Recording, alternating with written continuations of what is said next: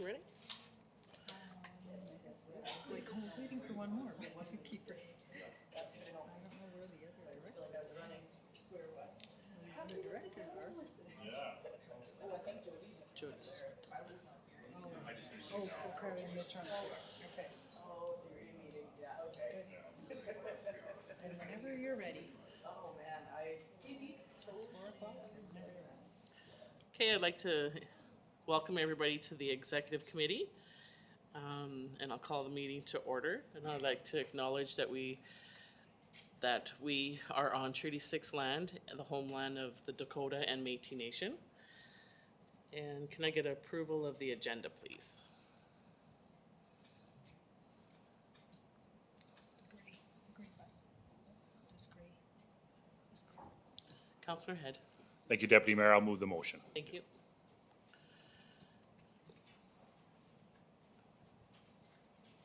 Three buttons. And the check mark. And we vote and wait. I'll open the vote.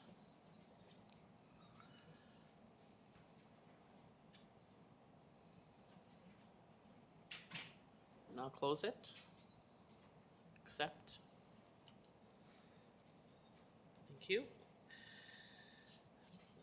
Declaration of conflict of interest, everybody knows what that is, so if you have one, you can hand in the paperwork. Adoption of the minutes.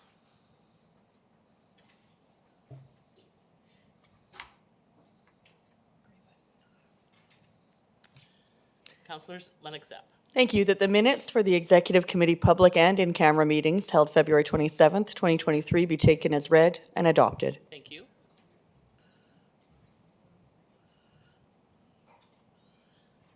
And I'll open the vote.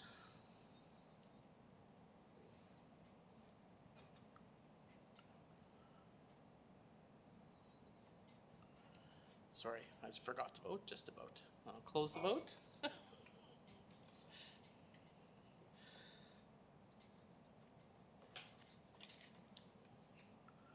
All right. Middle.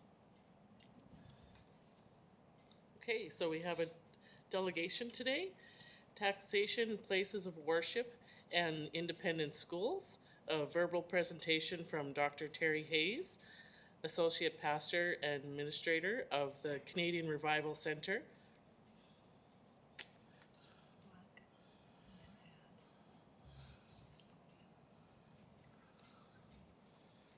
There we go. Hi. And Hi. please introduce everybody who's with you today. Okay, I have Pastor and Kevin and Teresa Tabucci with me, and I have 3 people from our congregation with us as well, so, Perfect, thank you. okay. So Deputy Mayor and Executive Committee, we are grateful to be able to make a presentation to you today. And I guess like most of you, we're not happy with the way things are in the city, and we want to change that, I think, and that is your mandate as well. By way of background, again, our lead pastors of Canadian Revival Centre, Kevin and Teresa Tabucci, moved to Prince Albert in May of 2003 after traveling nationally and internationally as evangelists for 8 years, and then they founded a public worship center and a K-12 Christian school on Whitefish Bay Reserve in Northern Ontario and lived there for 2 years. And then they moved here in September 2005, and they purchased 329 38th Street in Prince Albert and established a public worship center first and then a K-12 school in August 2008. As the 38th Street East location only allowed for a maximum of 100 students, and only after an additional about $150,000 to $200,000 would have had to been put into the property for upgrades, it was decided to search for another location to house our additional enrollment and public worship space. So we had looked at Rivier Academy 8 years ago, but our offer was rejected at that time. And again, when it was accepted, well, again, I should back up. Let's just say there was a conditional offer, as you know, all know, on that property, and then it was withdrawn. And so we had submitted our own offer again at that time. And the Sisters of the Presentation accepted our offer above others because they wanted the purchaser to have a similar, we'll just use the word footprint, as theirs. That is a public worship center and a school. I guess they really did not want it turned into condos. So Canadian Revival Center took possession of the property at the end of August without any governmental financial assistance of any kind. And without advertising, our qualified independent school has an enrollment of 105 students, and we have a goal of 175 to 200 for the following school year. The Public Worship Center has also continued to grow, requiring additional building space for ministries to the homeless, the marginalized, addicts, single moms, youth, young adults, and seniors, which we minister to on a regular basis. The church's recent outreach to the James Smith Reserve is an example of our impact. And of course, as we all know, it's the location of the worst mass murderer in Canada's history. And at that time, we brought Christmas to the grieving community, and we have several students with that lost family members in that mass murder, and we were invited to go to that community, and we certainly accepted the offer readily. And so we provided physical and emotional healing for them, and gifts and food. Pastoral care and encouragement was given to many of the youth that lost young loved ones. So in the past, the worship center, through its own construction and property management companies, we had purchased and renovated Manville Bay townhouses, the townhouse complex in the city's West End. At the time of the purchase, we were told that 60% of police calls in the city were at that location during peak hours. And the cost of the renovation was about $1.2 million, with the church underwriting a great portion of this through materials and volunteer labors. The church literally put in thousands of volunteer hours in order to renovate that property. Also, the same construction company and management companies which were connected to the church, we built 8 houses at the end of 13th Street West, making affordable home ownership to first-time buyers in the city. Some of the people that actually built the homes, they ended up buying the homes. So the city and region has benefited greatly from Canadian Revival Center and Elevation Academy's various ministries. One such benefit was increased in tax base assessment from both of these locations. We should also say that we had sold the former Holy Family Hospital site to businessmen who were in the city.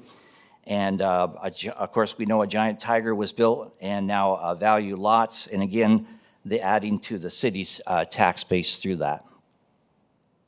In purchasing the former Rivier Academy from the Sisters of the Presentation of Mary, we have been informed by the city assessor that 36% of the property is exempt from taxes and 64% is taxable.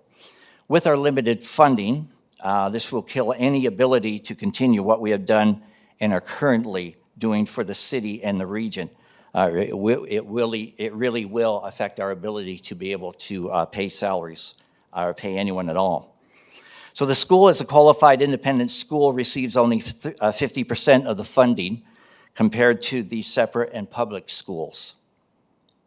In reality, this is more like 35% because we do not receive anything for capital costs or transportation. So the Public Worship Center underwrites the school's operation up to 50% monthly, and our bachelor education teachers and administrative staff take home approximately half of what they could be earning in the public system. And great sacrifices by the staff have been made to make this possible, as well as countless hours of labor by volunteers.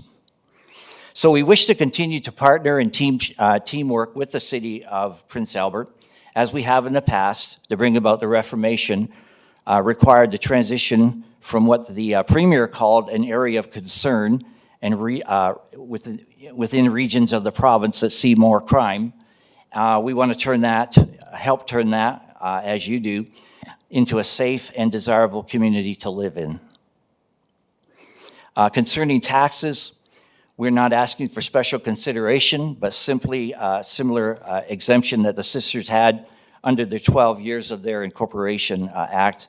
And look back in their history, it was 97 years that they've been in the city since 1925, and they have operated here, and they have not, and again, they have not had to pay any taxes.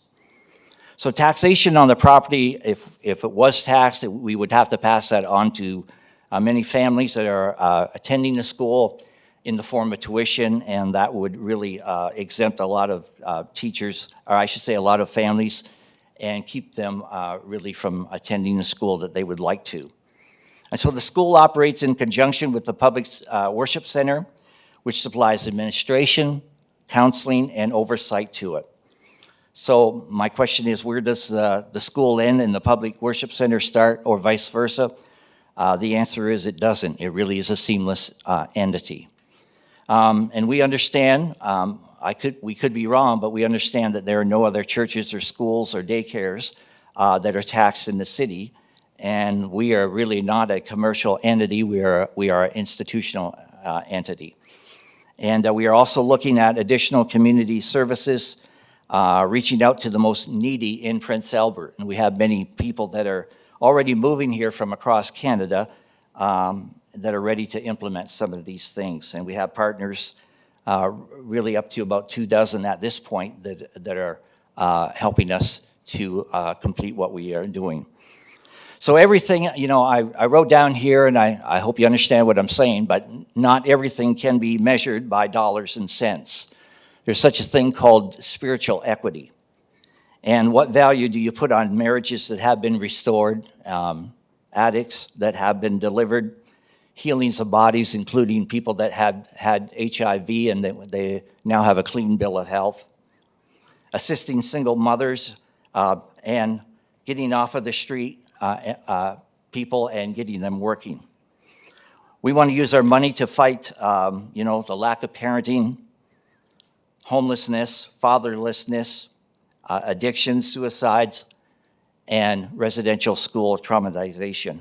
We'd rather do that than use our money and our resources and time contending with the city over what's fair. And in closing, I would just like to say that as you see, Canadian Revival Center and Elevation Academy are carrying on the pristine legacy that the Sisters of the Presentation of Mary and Rivier Academy established through decades of operation in the city. We simply ask for the tax exemption afforded to them and other churches and schools in this city, also so that new generations can experience the same benefits and the academic and spiritual inheritance. We are hopeful an agreement with the city can be obtained that would mutually meet the needs of those that live and labor in this city. So thank you very much. Thank you very much. Is there any questions? Councillor Cody. Yes, I'll move the motion for starters, and then I'll ask a question. Thank you. Have you gone to the provincial government to get a tax exemption, the same as what the Sisters of Presentation had? No, sir. One of our challenges that we just obtained the property at the end of August, and we didn't really know all the tax, I guess what would be the word, ramifications when we bought it. We really were under the impression that we were just going to be tax exempt as the school and the church was with the sisters' ownership. So we have not done that yet, sir. Good, because I think that's the route that you may wish to go, because my understanding is, and I can stand to be corrected by the young lady here who's the city assessor, but my understanding is that the reason they had an exemption is because they had a provincial act. They were under a provincial act which indicated to them they paid no taxes. And we wouldn't have that same ability here.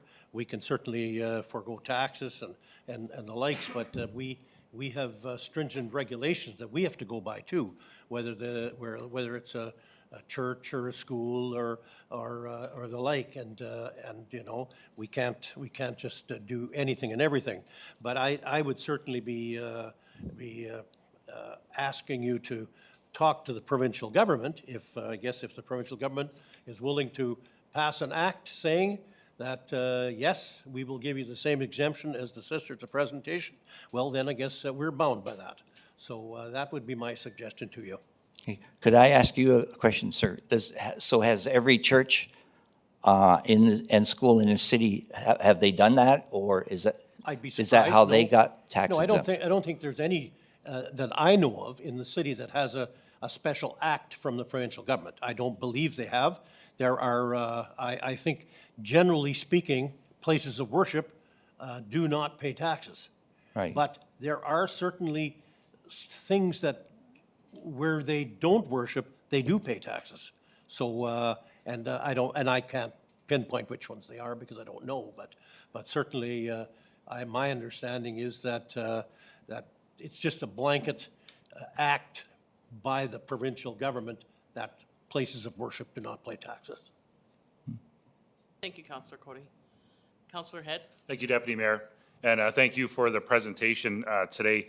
I did go through the report and some of the things that noting, I was unaware, as a resident of 25 years almost, that you had taken on that project of Manville Bay and turned it around and seen some of the growth there with $1.2 million investment. Some of the 8 houses on 13th Street, looking at that addition to that neighborhood, I imagine some of the neighbors would be very appreciative of some of those new homes. And you're right, the tax base coming forward to the city from there. You had mentioned 50% tax or funding from the government. That's where you get, and then so the 50% is coming from where else? It comes from the Ministry of Education. We are a qualified independent school with the Ministry of Education. So with that, under that category, we are allowed 50% of what the public or a separate school would get. Right, so the 50% is kind of on your organization to come up with that kind of funding. Right. Fair enough. And you mentioned some of the shortfalls in staffing, some of the sacrifices made by staff. And so it's needed, to move forward with this new building and continue on with your curriculum. Question to you, did you apply for our exemption? Because I know we have an application process when applying for exemption, which is providing audited statements and things like that. Have you gone through that? Yes, I did. We did learn from that through the deputy mayor, and that we were not aware of previously, and we have applied for that. Yes.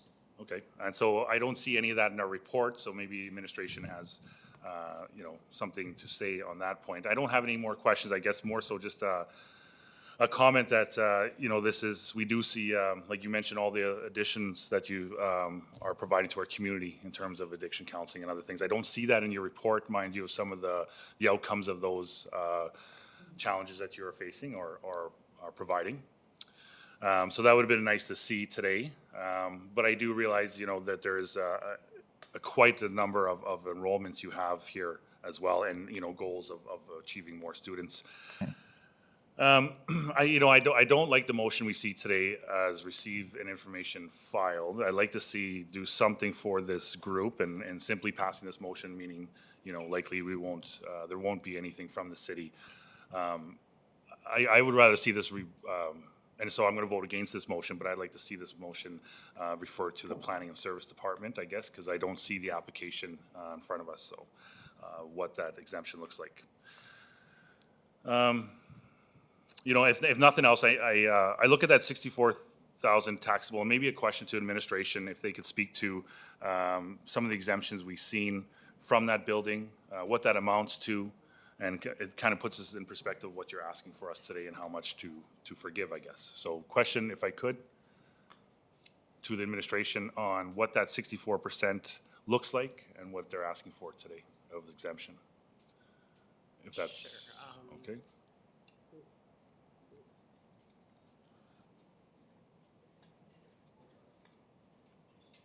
So the administration hasn't done a report yet, and so if this is defeated, a report will come back if you so wish. But they have to do a report on it first. Okay. Okay, thanks.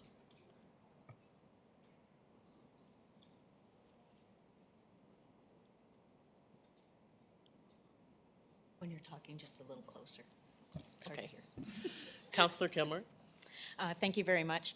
My question is, the exemption that we're talking about, when was that completed? Because there is a due date for this year's, to have the Financial Services Department look into it. When did you complete that application? Oh, that was just in the last few weeks, is it, when we did for the exemption? Oh, okay. Yes. But we Okay. did apply, in consulting with legal advice, when we received the, what do you call it, the tax assessment, we did put in, at that time, an appeal. We were fine with the value that they put on the property. It was for tax exemption that we really submitted the appeal. Okay, so just to clarify, I'm hearing you say that you went through the assessment process that we typically have. When the assessment comes out, you have X amount of days, but the taxation piece is an October 1st deadline, and you had not met that deadline, but you have done it, so it's ahead of the October 1st deadline for the upcoming year. That's what we understand, yes, Okay, ma'am. thank you very much. Okay. Thank you.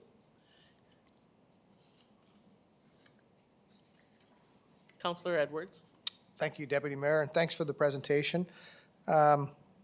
Just a couple of questions. So you said you get 50% funding in comparison, 50% of the funding that other schools get, correct? That's correct. Why is that? Why don't you get full? That was a decision that was made, I guess it was between the Minister of Education, the Ministry of Education and the Ministry of Finance. That's what they decided. That was And based on what, though? I'm just not familiar. I'm not sure what exactly it would have been based on, but that was their decision when it was only, Pastor Kevin, what was it, 3 years ago when they started to give us funding? That's correct. About 3 years ago, and that was just, The entire thing personally in the church for the last 15 years. yeah, Paid it totally, covered all the tuitions and so forth. right. So that's what came down the pike at us. We weren't in on that decision, how they came up with the 50%. That was just part of the, to qualify. That was just told us that if you want to apply, then this is the amount of money that you would get. So I'm not sure how they arrived at the 50%. Sure. And then part of your presentation, I don't know whether it was in this report or in your submissions, but you said that you've healed HIV? Yes, sir, we did. Yep, Like we through have doctors' medications? evidence of people being healed of HIV. Through medications? No, through God's healing power. Oh, okay. Yeah, I just picked that up, so I didn't see that in the report. I just heard you say that. I didn't know how. Okay, Okay? thank you very much. Thank you. Any more questions? Counselor Lennox Epp, please. Thank you. I just want to say thank you for coming. It's good when organizations do come to council and are able to face-to-face describe what the trials and tribulations are, so I appreciate that. My question is for administration, perhaps the finance department. Just wondering if you could advise at what stage this application for tax exemption is at. And I know Councillor Kilmer mentioned timeline, but I just wanted to maybe just go over that to hear when, I guess my question is when we as council can expect to hear that request for exemption. Director of Financial Services. Thank you for the question. I just have the senior accounting manager here who is in charge of accepting these applications. So if I can get Brianne to go to the stand and answer. Perfect, thank you.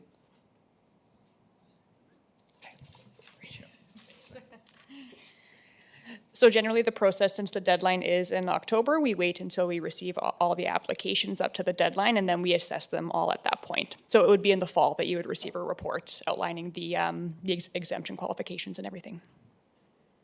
Thank you. So that's not for this year, it'll be for next year when they apply? Correct. So the deadline for the 2023 taxation year would have been October 2022. So since they've applied before the October 2023 deadline, it would be considered for the 2024 taxation year. Thank you. Councillor Head. Thank you, Deputy Mayor. I guess, when did you acquire the building? So that might help with some of our timeline questions. Was it around October? You need to go to the podium, please. You have to go to the podium.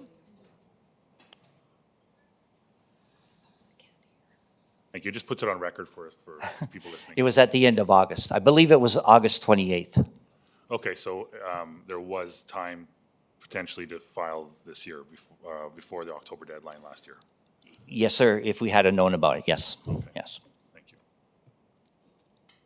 Thank you. Okay. Thank you for coming, and thanks for all you do. And I'll get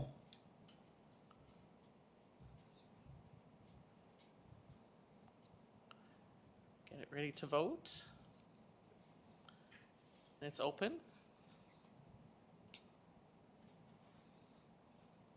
And closed. I'll accept it.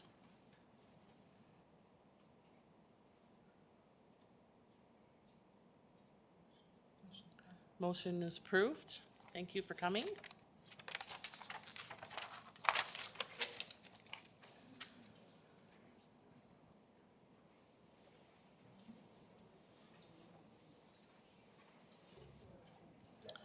All right, we'll go into reports, administration, and committees.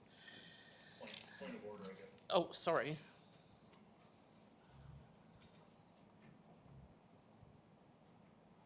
Thank you, Deputy Mayor. Just a question to the clerk about the vote, the last vote here. I understand that we have a vacant seat, of course, but Mayor Dion is not here today as well. Where does this vote count then? Just as he's absent? But if he was here and you abstain, it's a negative vote? Is that, okay, thank you. That's the clarification I needed. Thank you. We'll go into reports of administration and committees. Assessment Legal Counsel, a verbal presentation from Vanessa, the city assessor.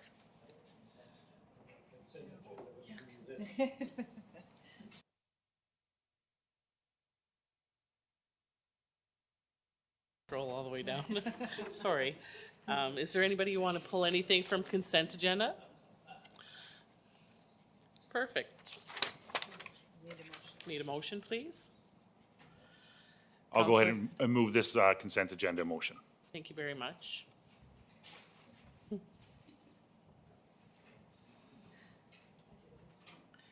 I'll open the vote.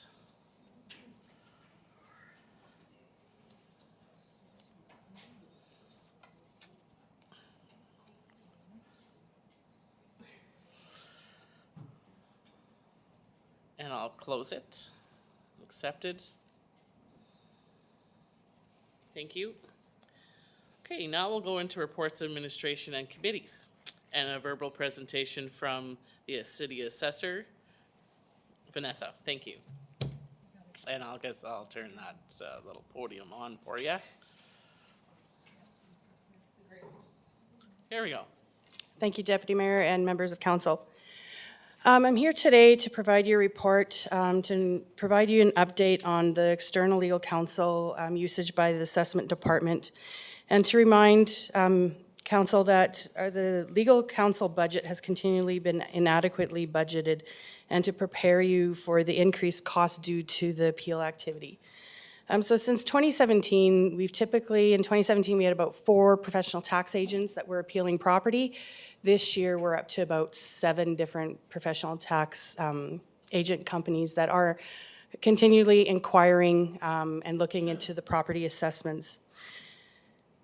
Most of them are high-valued risk properties as commercial appeals. And so this puts a greater risk to the city's taxation revenue on an annual basis. These higher risk appeals are becoming more technical and complicated as areas of the Cities Act of the assessment section are getting challenged more, as well as the guides and manuals that we are required to follow by. And these professional tax agents are hiring the legal counsels on their side as well, more often, especially at the Saskatchewan Municipal Board and Court of Appeal levels. So with the higher risk involved, it does require more legal explanation on our part as the city, as being a party to these appeals. So over the last 5 years, we've been really focusing on making sure our physical data, when a property is appealed, we're making sure the physical data is accurate by conducting physical inspections. We also have the ability through Section 171 of the Cities Act, which is the provision of information to the assessor, to request sales verification information and income expense form information as well.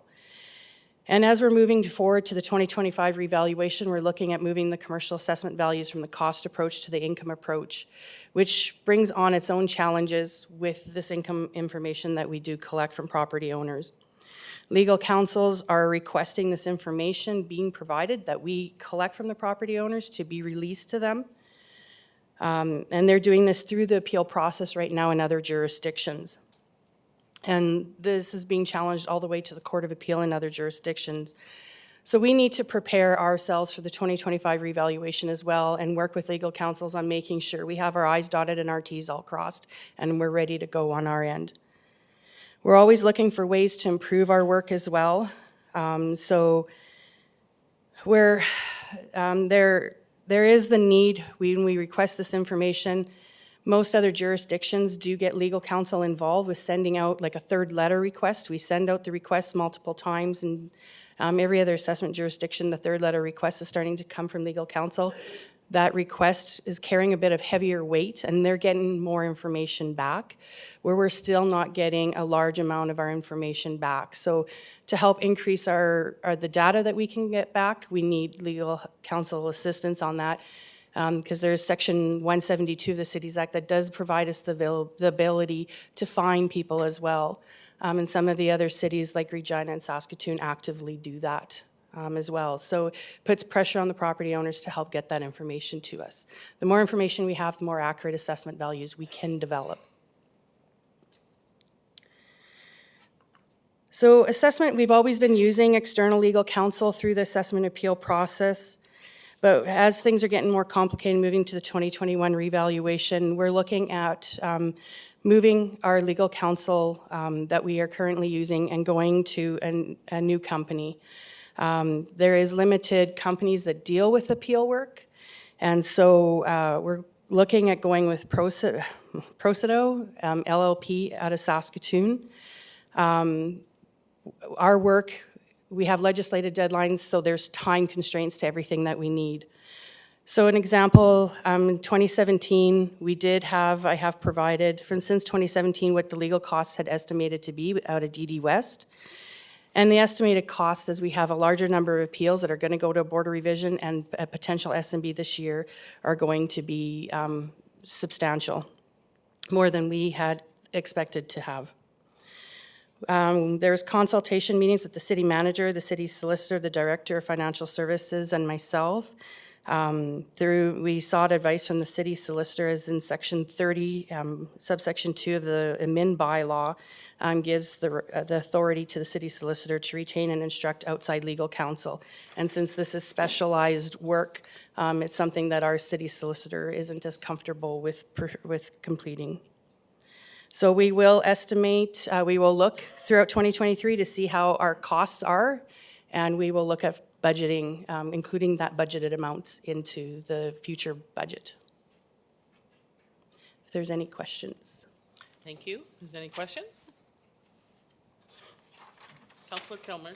I do have, thank you very much for the presentation. I do have just a couple of things that I am trying to understand in my head. There are 4 jurisdictions in our province that don't fall under SAMA, is that correct? Or 4 municipalities? Yes, Saskatoon, Regina, Swift Current, and us.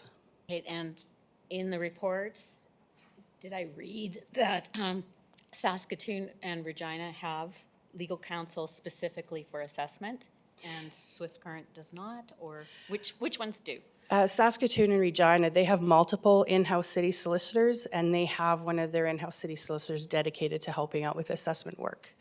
SAMA and Swift Current have to hire outside legal counsel. Okay, and have people considered, the 4 municipalities, considered some joint use of legal advice in regard to assessment?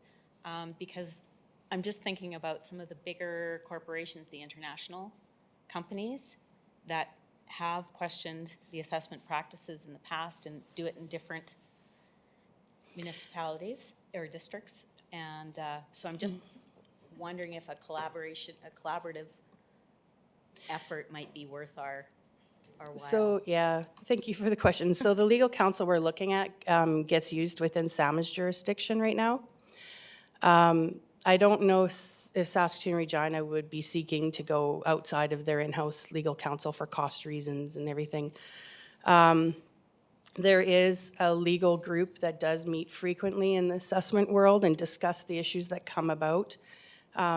Because we go through our own Board of Revision level for Prince Albert, it's at different times and may have different issues under appeal as as the same property might get appealed in another municipality.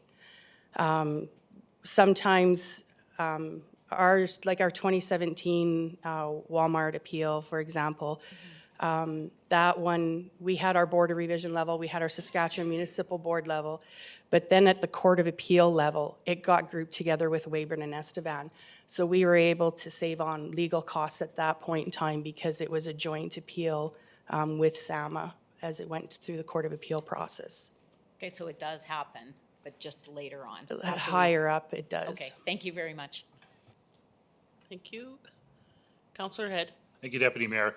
I just wanted to thank Vanessa for all your work, and I've definitely learned a lot about our tax system through you. So I don't have any questions for you. Your report's pretty concise, but I guess a question to the city manager perhaps. Did we budget for this item as well? I realize that we're moving to a different law firm, and it looks like it's going to save us a few dollars. But to the point of Councillor Kilmer, I felt in our budget deliberation that our cost of a solicitor is quite high, and this is just another dollar amount that we have to endure. I do feel that we should be having this solicitor in-house, or a solicitor in-house that's going to deal with this. As you see in the report, other cities do. And I don't know why we, as a third largest in Saskatchewan, do not have proper staffing when it comes to our legal matters. And that's something I think should be addressed in the near future here. But back to my question, was this item budgeted for in our deliberations? City Manager. In external legal services, there is money budgeted for assessment appeals. I think at budget time, we expressed our concern with those costs that were being very much under budgeted. If we had a comparison of the spending that was done for external legal costs over the years, our numbers are going higher and higher for those external legal costs.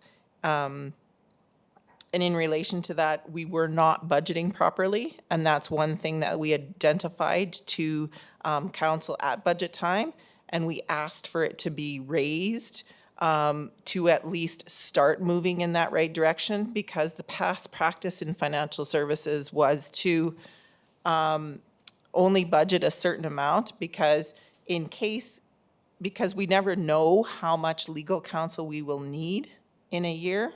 External legal counsel we will need in a year, so they want to budget a certain amount. And then, yes, if you go over because we have to, we get sued or those types of things, those costs just come up. So I would say we budget for it. It's not enough. It's not enough. And we do need to budget more in external legal costs. We just didn't want to do it all in 1 year, because then you would see a drastic increase in tax dollars. So yes, there is money aside for assessment.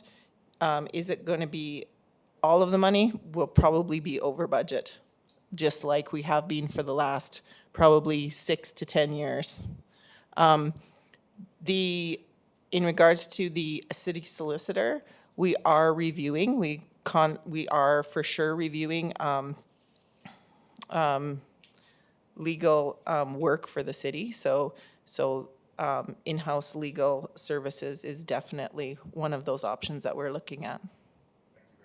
If I can add to that for a moment, Councillor Head, if that's okay. I know this amount is quite high, but we also didn't expect the number of appeals that we have. We have more appeals filed this year than we did last year.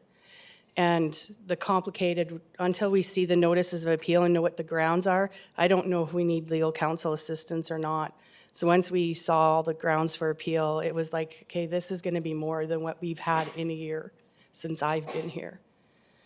So it is hard until you see all that to know what we're gonna have for budgeted costs, but increasing those costs on an annual basis would be highly recommended, because I don't think they're gonna go away. Thank you. Councillor Cody? Yeah, this is issues becoming a very serious issue. It's going to be far more serious over the next 5 to 10 years. The big boys are balking back. They're just simply indicating to us that, look, your taxes are too high. We can't do anything about the taxes, but we can do something about the assessment. And they're doing it. And they've got all these tax guys out there, tons of them, and they do nothing but that. That's all they do. And they become pretty proficient at it. And that's what we're seeing now. So be prepared that you think the budget we have today is large. It's going to be considerably larger. But the point I think we should be making here is that where is the provincial government in the help that we should have? You know, we are very small organizations, and I even look at the city of Saskatoon and Regina. They're a small organization compared to the Canadian government, the provincial government, and the like. And they're there to protect us, not to harm us. And we are getting no protection from the province. And I'm not talking politics now. I'm talking about what governments should do. And I don't give a damn which stripe of government's there. That got nothing to do with it. It's that we need help in communities, and we're not getting it.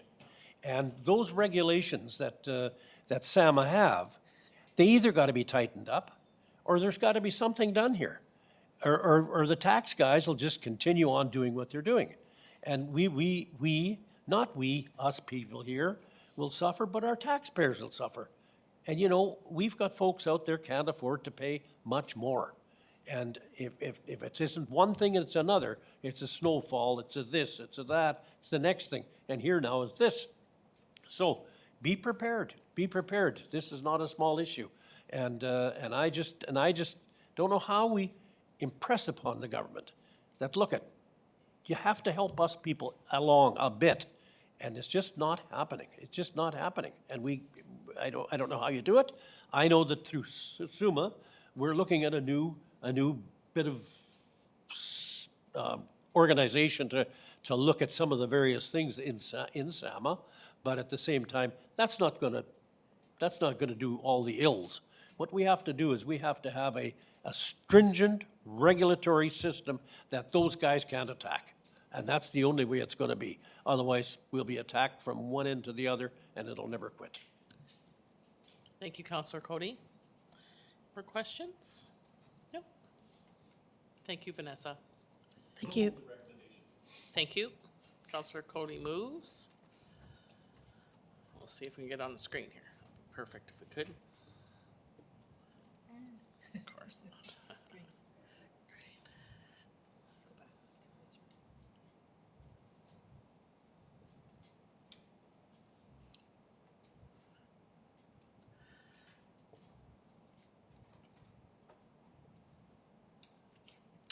Yeah, our machinery wants to fight today.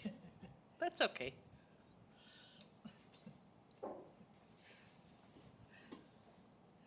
Can I use somebody else's finger, please? There we go. Thank you. I'll open the vote.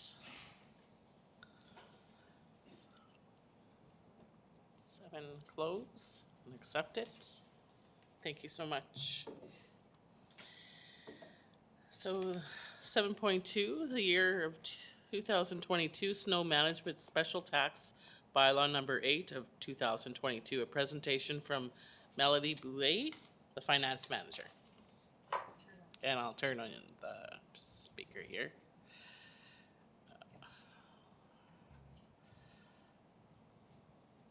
There we go. Thank you for the opportunity to discuss. In 2022, the snow management-based tax was changed to a special tax as per legislation. So with the legislation, if there's an excess revenue, we have to come back to council on how council is going to reallocate that. In the case of the snow management special tax, there is no excess revenue. The revenue that we did collect from the special tax for 2022 was $1.312 million. Our snow management cost, as indicated in the report for 2022, was $2.191 million. Year 2022 was an above average snow year. There was 47 centimeters of snow in 2022. Crews responded with a record number of snow lifts to address the safety concern. As the snow management costs exceed the snow management special tax by $878,747, we need to find a source to fund the overage of the cost. Typically, the fiscal stabilization fund has been used to fund overages. This report is recommending that the overage be funded from the fiscal stabilization fund for 2022.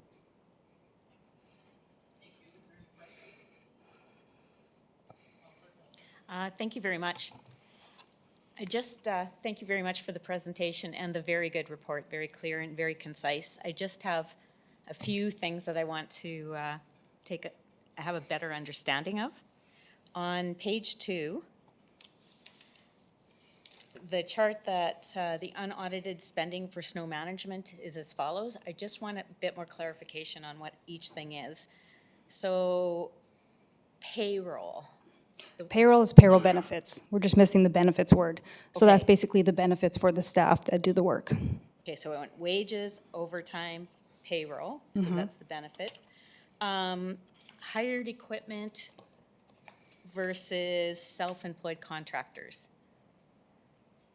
Basically, the information that was provided from the Director of Public Works indicated that hired equipment are approved contractors on the city's annual hired equipment list. So when doing snow clearing after a major storm or on a downtown snow lift, we recruit contractors, tandem trucks or graders, from the list to assist, and their costs are charged to hired equipment. Under the snow management budget, a self-employed contractor is something unplanned. There was only 5 small charges. 3 were when we ran down the entire hired equipment list and still needed more help and hired 2 contractors not on the list. The other 2 were 2 SAS power repairs to power boxes that were buried under snow and hit by the snow clearing equipment. And those fall under operating? Correct. All the costs for snow management are charged to operating. Okay, gotcha. Thank you very much.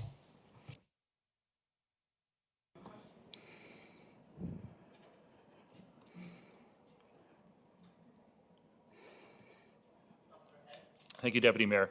And thank you, Melody, for this report. I mean, it is helpful to see laid out this way. And I mean, it's not a surprise to see that we're gone over budget again because of the record amount of snows we're seeing and the demand from our residents. I'm happy to see that the only place we did save money was the granular materials that we didn't maybe use as much as, but for the most part, you know, our equipment was well utilized throughout the season, and this kind of is a reflection of that. I know we have another motion to talk about some of our snow management, but I just thought I'd highlight those points, and thank you for the report. Thank you. Thank you. Councillor Cody.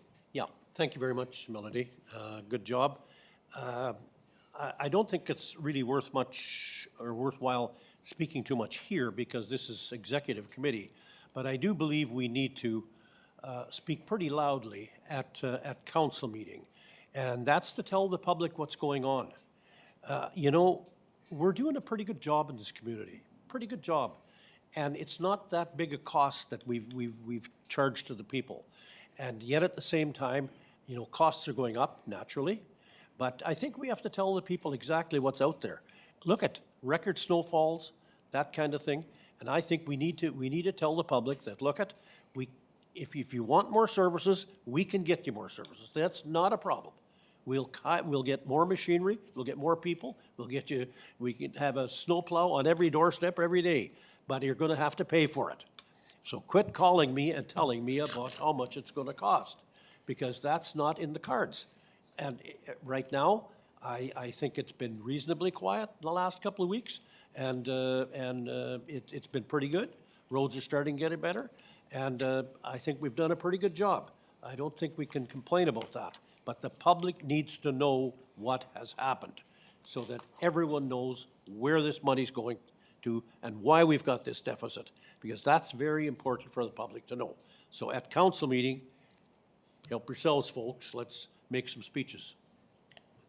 Thank you, Councillor Cody. Councillor O'Grotnick?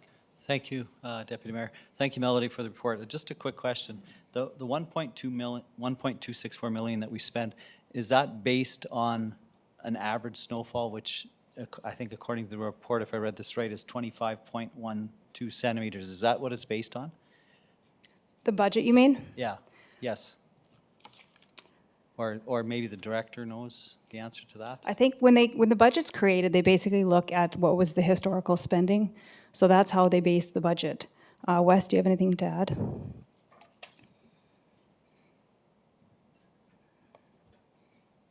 Thank you for that question. So Melody is correct. We tried to base the budget on last year's actual expenditures, but as if you remember earlier during the budget process this year, Finance put together a report about this very topic, is that each year the snow base tax, as it was called at the time, wasn't sufficient to actually cover the total cost of snow removal each year. So each year, about half of the dollars were coming from the base tax and half the dollars were coming from general revenue.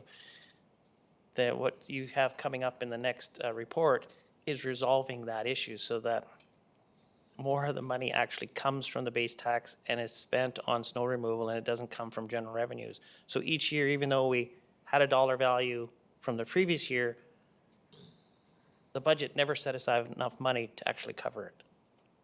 But is that, my question, I guess, is the money, the $1.2 million, is that expecting 25 centimeters of snow? Is that what it's based on, or? Well, it, like I above in this report where it shows the snowfall, Yeah. or is it below? It's below, where it shows the snowfall. The 47 centimeters was taken from a report that we put together, and that was in February. So when we had the February snowstorm, that was the total accumulation up to that point. The winter wasn't over yet. It went beyond that. So I think it was in around the 60 mark. So just about double some other winters. Still not a record, but the most we had in 30 years. Okay. So I don't know if that helps. No, I don't think my question's being answered. Okay. My question is, we spend 1.264 million, and however we get it, doesn't matter. Is that based on that budget, that amount that we budgeted It would have been based on the previous year. on the previous, so the Yeah. 33 centimeters, based on 33 centimeters of snow? That's what it's based on then, It would have according been, to yeah, this? it would have been based on what we spent the previous year, and then the following year, yeah, we were nearly 60 centimeters of snow, so just about double the snow, doubles the dollar value. Okay, thank you.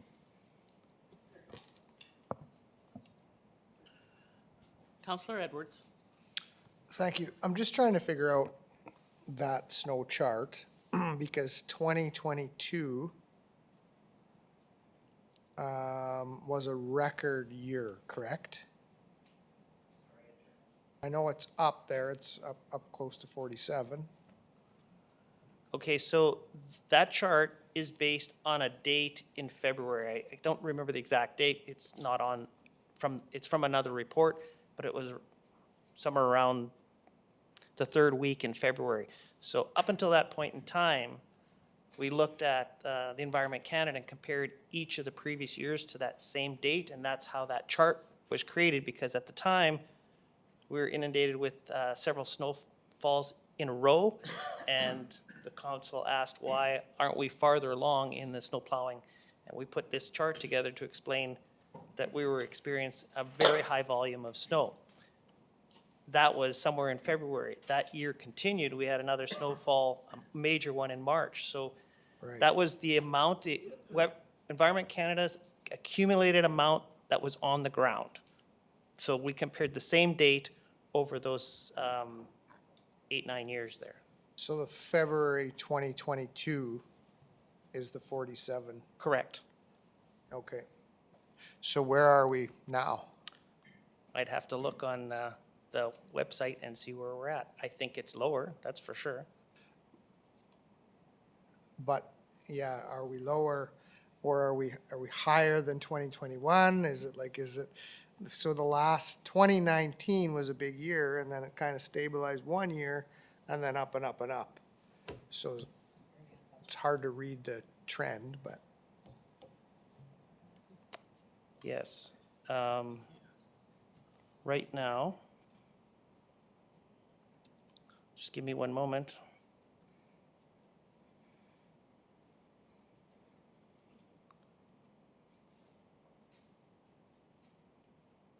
Snow. Just trying to find the right location on their website to give the snow on the ground as of now. Do we know, while you're looking that up, do we know a history of 10 years prior? Are we below the 25 centimeters? And I guess I ask these questions because, if it's continuing to go up, and we have residents that are saying, well, we have narrow roads and but we have more snow. So, The record snowfall was this winter of 1956, and Right. on this day, it was 86 centimeters of snow. So, yeah. Yeah, so right now, when you look at, you found it? 40, we're at 40 centimeters, and we're halfway through March. right, so 40 centimeters, so we're higher than 2021 and continuing to go up. So the differences residents are seeing is the fact that we have more snow. What the heck do we do with it?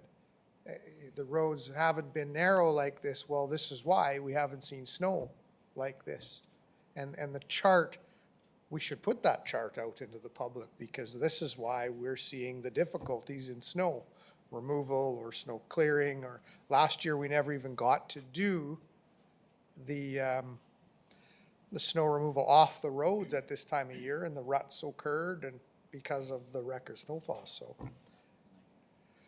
yeah, that was worse. Okay, Yeah, so it was just about this time when we got a major snowstorm. a major Yes, dump. just about this time. So we have 40 centimeters accumulated total right now, compared to last year, we had 47 in February, and by this time this year, we had a lot more. Yeah. Okay, thank you. Great, thank you. Councillor Kilmer? Thank you. Thanks for the discussion and thanks for the reports. I will move this recommendation. Thank you very much. All right, any more discussion?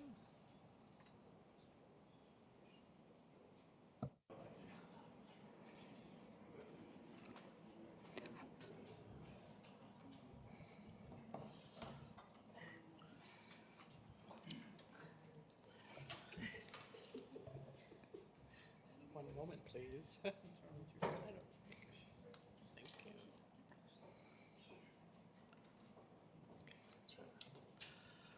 Try that next time. I'll open the vote.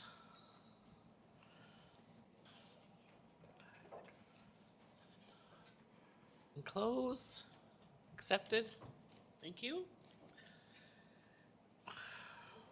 7.3, a year 2022, roads special tax bylaw number 9 of 2022. Another presentation from Melody Bleuet, Finance Manager. Okay, so again, with the roadways, it was a base tax previously, but with the 2022 change, we changed it to a special tax as per the legislation.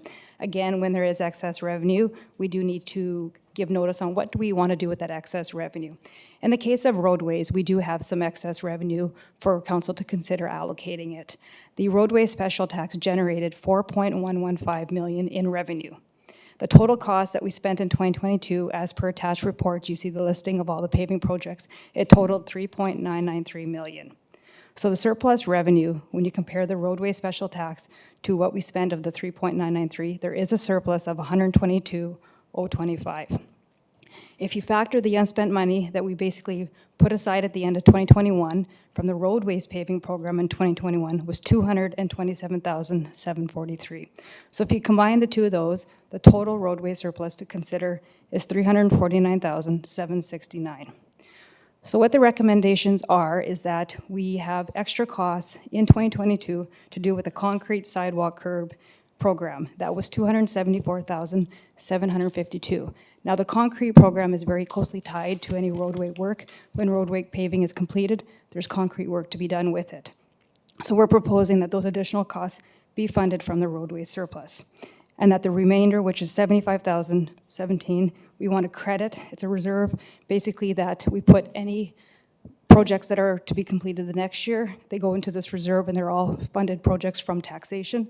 So that 75,000 would go in the Capital Works Committee reserve, and then it would be available for 2023 to spend on more roadway and concrete work in 2023.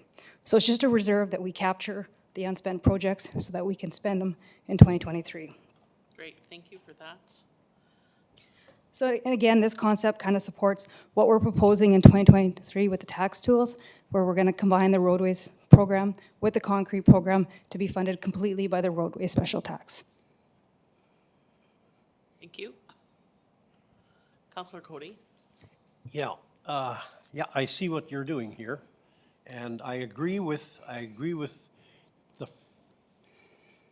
number one, because that is an overage and needs to be paid, and there's surplus there, and we should pay it out of that fund. That's a good fund to pay it from, and I agree with the 274, 571.80, but I do not agree with the next one.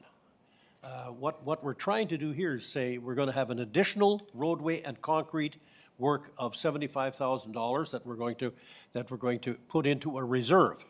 Now, if that reserve is like other reserves we've got around here, that you tap them whenever you want, for whatever you want, I don't agree with it. But if we're going to make that a reserve that's hard to get at, or that we council say, yes, we need this project, then we've got $75,000 to do it with. But if we're going to leave it, and don't get me wrong, administration, I'm not knocking you here, but if we leave it with administration, their pet project will be done, that we already turned down last year in budget time. And I don't like the fact that we are coming through the back door to get money. I like to have it up front in the budget, and the budget was done properly. They all had their say. They all asked for their things, and they got them. Not all of them, but they got what they wanted. But here now, we're going to set up this special fund. If you spend it up, as I say, when it's hard to get, only by what council allows, and not by what somebody says, oh, you know what, we made a mistake and we're over, and here's a $75,000 capital reserve, let's take it out of there. No, then it's not going to happen. And that's why I disagree with that part of it. Outside of that, I think that the job has been well done on roads and sidewalks and the like. And I'll talk about the $300,000 amalgamation a little later on when it comes up. So with the 75,000 going to this reserve, it has to be used for roadway work. All it is a reserve that captures kind of unspent projects. So basically, a report, I believe, would come from the Director of Public Works with the whole entire roadway. So it would include the new budget, any carry forward such as this, and I believe it would have how that would be allocated to all roadway work and concrete. City Manager? Yeah, so I think there's just a little bit confusion with the word Capital Works Committed Reserve. So every year, we have been collecting a roadway special tax, which accumulates 4.1 million there and about. what happens is not every year we use that whole pocket. So for example, in 2022, we didn't actually use, as you can see, we didn't actually use all that money. There was a surplus of, yeah, that's, okay, so we don't always use, but the money that is unspent is always just put back into that same. So it just adds on to the 4.1. So then we have a little bit more money the next year to spend on the roadways. It continually gets spent on the roadways. So when those roadways projects come forward, those are the roadways projects that use up the money. We don't use that money for anything other. So if there's unspent money, it just continues to rotate with that 4.1. So you may have 4.2 one year, you may have 4.3, but it just keeps adding with the special tax. So we don't use it for anything else. We just help that program continue down and get rid of a lot of our roads that need to be done. But that's what we're calling it a reserve, but it's the same allocation. It just basically gets carried forward every year for any amount of roadways.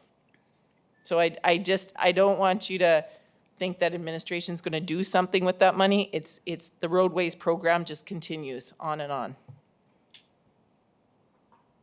My light isn't on, but I still don't agree with what you're saying. I hear what you're saying, and I know what you're saying, but I tell you what, I don't agree with it. I don't like taking money and having it sit there that somebody can use at will. No, it's this council's money, not the administration. No. What I'm saying, Councilor Cody, is we do not use it for anything other than, it would have to be council that decides to use it for something other than the roadways. Administration cannot spend it on something else. I don't want it spent on anything else. I want it spent on roadways. I want it spent on roadways, and that's perfectly good. But I don't want them to have the ability to spend it without me saying so. That's what I'm saying. I think it's wrong. I think it's wrong. It's a wrong process. And don't get me wrong, I'm not throwing cold water on the administration that doing wrong things. But you know, from time to time, we have to say, stop, folks. We got to quit the spending. We got a habit of spending. Let's leave the $75,000. You're going to need it for something else in the roadways budget. And That's exactly where it's staying. That's exactly where it's staying. Yeah, that's where That's exactly where it's staying. Director of Public I Works. take it out of there.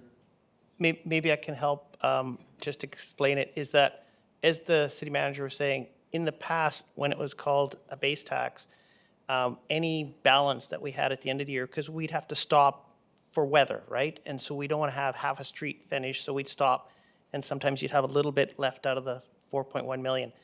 It was just straight carryover into the next year's road program, and then as every year, we always bring you the list of all the streets that are going to be rebuilt every year.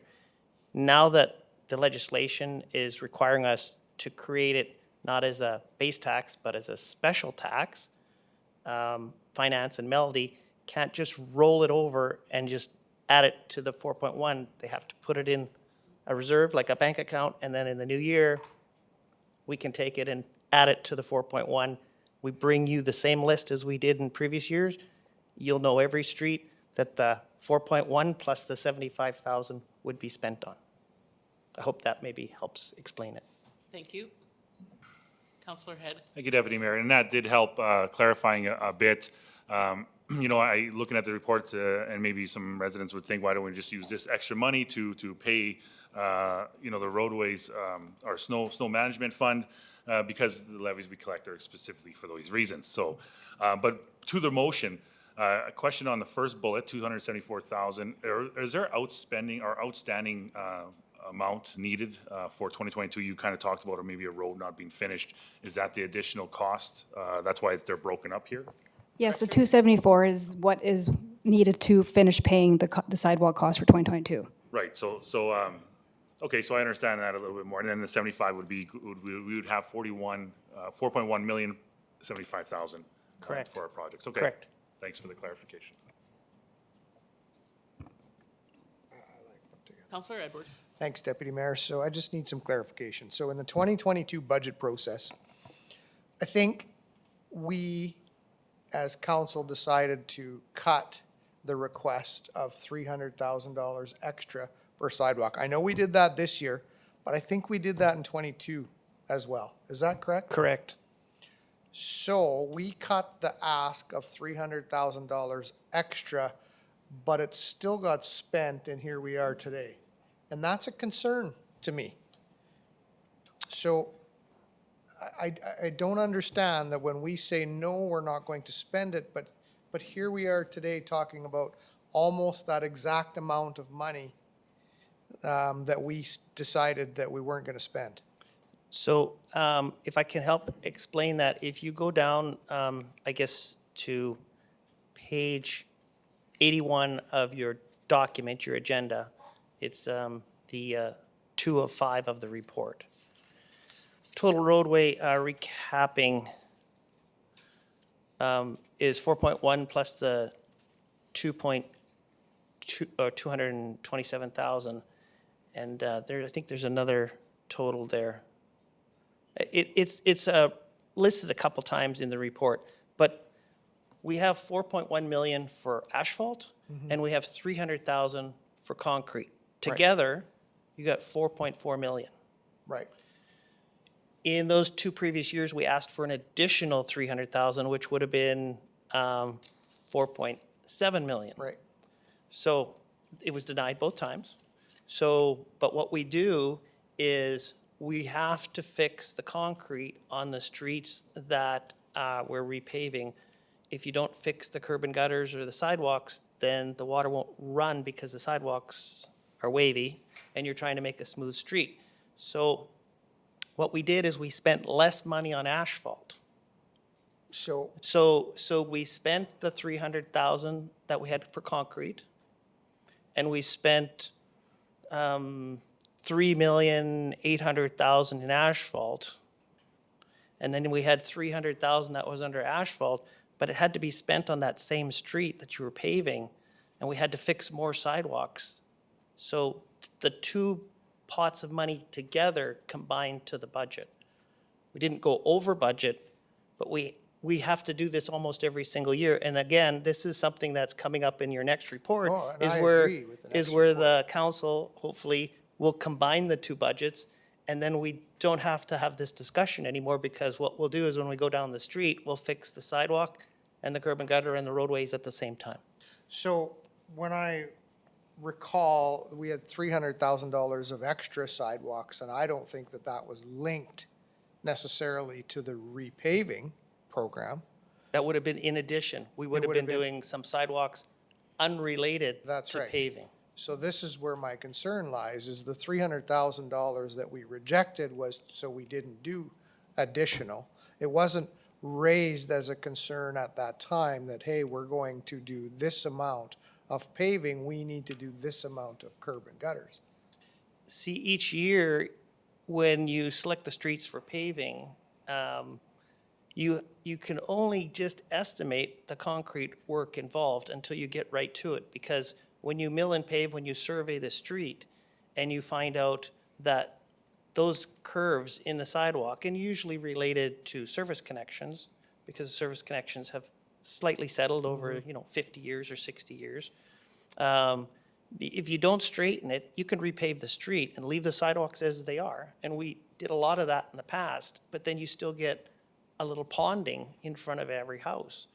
We're trying to correct that the best we can. We can never do all of them because we just never have enough money, but we try to do the streets that have the biggest number of them, because otherwise the street would not even look completed after you've paved it. And the sheet on page 88 of your document really shows you where that money was spent. You can see that the sidewalk rehabilitation was quite heavily grouped in certain streets, like the Crescent Acres grouping of the streets that we repaved there. there was $75,000 worth of repairs done. Another good one is 7th Street East. That street had no curb and gutter. It was just an asphalt roll on the side. So we had to install brand-new curb and gutter for several blocks. There's 3 of those extra long blocks. And another one is, as you can see on 26th Street West and 27th Street West, $111,000 worth of repairs. Those are all related to those service connection sags. And so the roadway went up and down and up and down, and each block had more than a dozen of those sags. So it concentrated on certain paving projects, but those are 3 different neighborhoods. But it's all tied. It's tied. It's all tied to the roadway recapping, and when when we rejected the $300,000, I don't remember that discussion being tied to the recapping program. I remember the discussions being about sides and sidewalks and curbing, and I'm thinking that we're going to do some additional repairs that need to be done for sidewalks and curbing outside of the roads that we're doing on the recapping program. That was the hope with doubling the concrete budget from 300 to 600.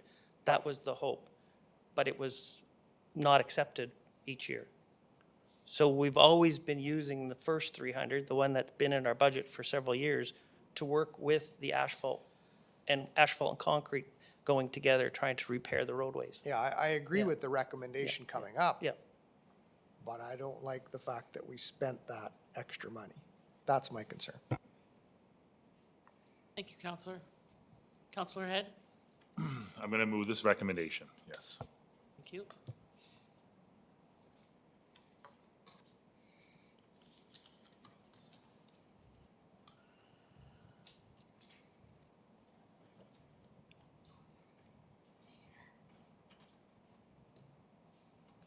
I'll open.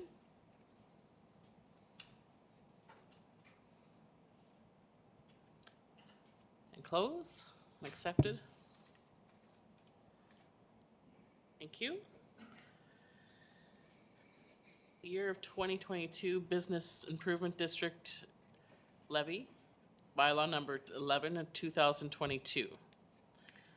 Melody? Okay, so following the same theme, any excess revenue, council gives notice on what they intend to do with that excess revenue. The revenue that we collected from the Business Improvement District, which is the bid levy, for 2022 came in at $114,961. Now, we had budgeted about $78,000, but because we were able to collect on various accounts that had been outstanding for several years, we did bring in an extra revenue of $36,961. Now, when you look at the revenue, you also have to compare what did the expenditures come at. So the budget for the expenditures is $100,000, and it's illustrated in the report. The actual expenditures that came in, of course unaudited, came in at over budget by $9,354.36. So what you want to do is you want to take your surplus revenue and you want to compare it against your excess expenditures, and that basically gives you your surplus of $27,607. So the report is recommending that we take this $27,607 and we credit the Prince Albert Business Improvement District operating reserve, and that would fund future downtown initiatives. As well, the report does illustrate for 2023, council did approve that extra $80,000 to come out of this specific reserve to do like the downtown security. So this basically just helps the reserve for downtown. Thank you. Counselor Kilmer? Thank you very much for this report, and I love seeing more collection, well done, and that assessment in the downtown bid has increased, which is very good for, we're moving in the right direction, so I'll move this recommendation. Thanks. Counselor Head? Thank you, Deputy Mayor. I just have a question, I agree with the report, and I'm looking at some of the notes, and there was an additional cost, as you mentioned, of $80,000 due to some security contract. And then I'm looking at the report, you're asking to decrease this, and I just want to clarify that, if I'm reading that right, decrease the revenues that we collect from this PAB? Are you talking about for 2023? Yes. Okay, so 2023, when you do the tax tools, basically the budget is $78,000. So we want to try to get the bid levy to come in around $78,000 because that's what our budget is. Now, for 2022, because we had certain accounts that we collected from, it just created an extra surplus for 2022. But for 2023, we decreased the levy to basically bring in around $78,000. No, I see that, and I realize that, you know, this money's going, because we have, going to the reserve, but with their, and I suspect that they're gonna ask again for the additional service of 80,000, so that would deplete their reserve at the end of next year.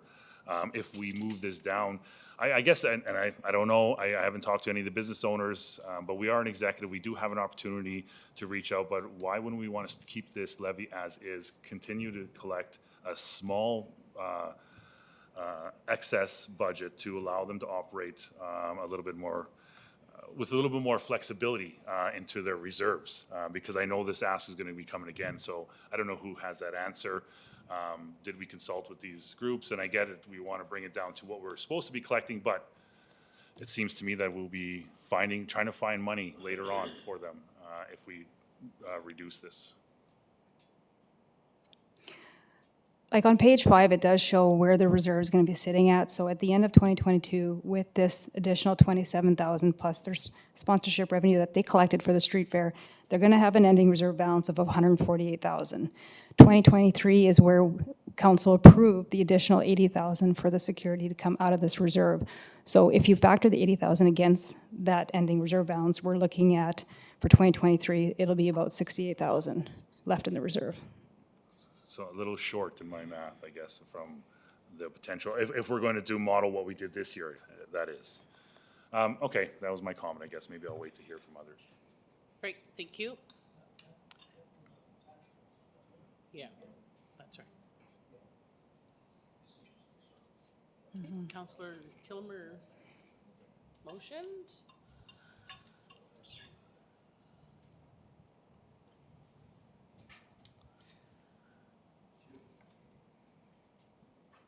I'll open.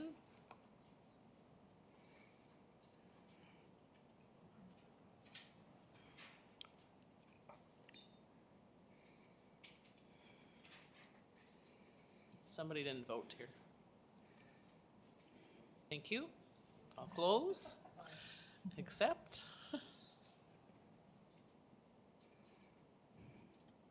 Right, so 2023 property tax bylaw. Melody? So this report is presenting the proposed property tax bylaws that will be considered for City Council's consideration on March 27th. At the end of budget deliberations, our potential mill rate increase was at 4.94%. That has now been decreased as a result of some assessment value changes. So the amount to be raised in taxation for 2023 is now $1.576 million after the increased revenue and assessment changes. Now, the general municipal levy, which is a mill rate increase, for 2023, we're looking at an increase of 2.86 from 2022. For residential properties, the highest increase, excluding the vacant residential land, would be about 5.76, with the lowest at 1.70. So it's all based on your taxable value. The library levy, the budget wasn't increased for the Prince Albert Public Library by $63,530. So the library levy has to go up to raise the funds for the library budget. That impact to a residential homeowner is about $1 to $3 annually based on your taxable value. So it's a very minimal increase.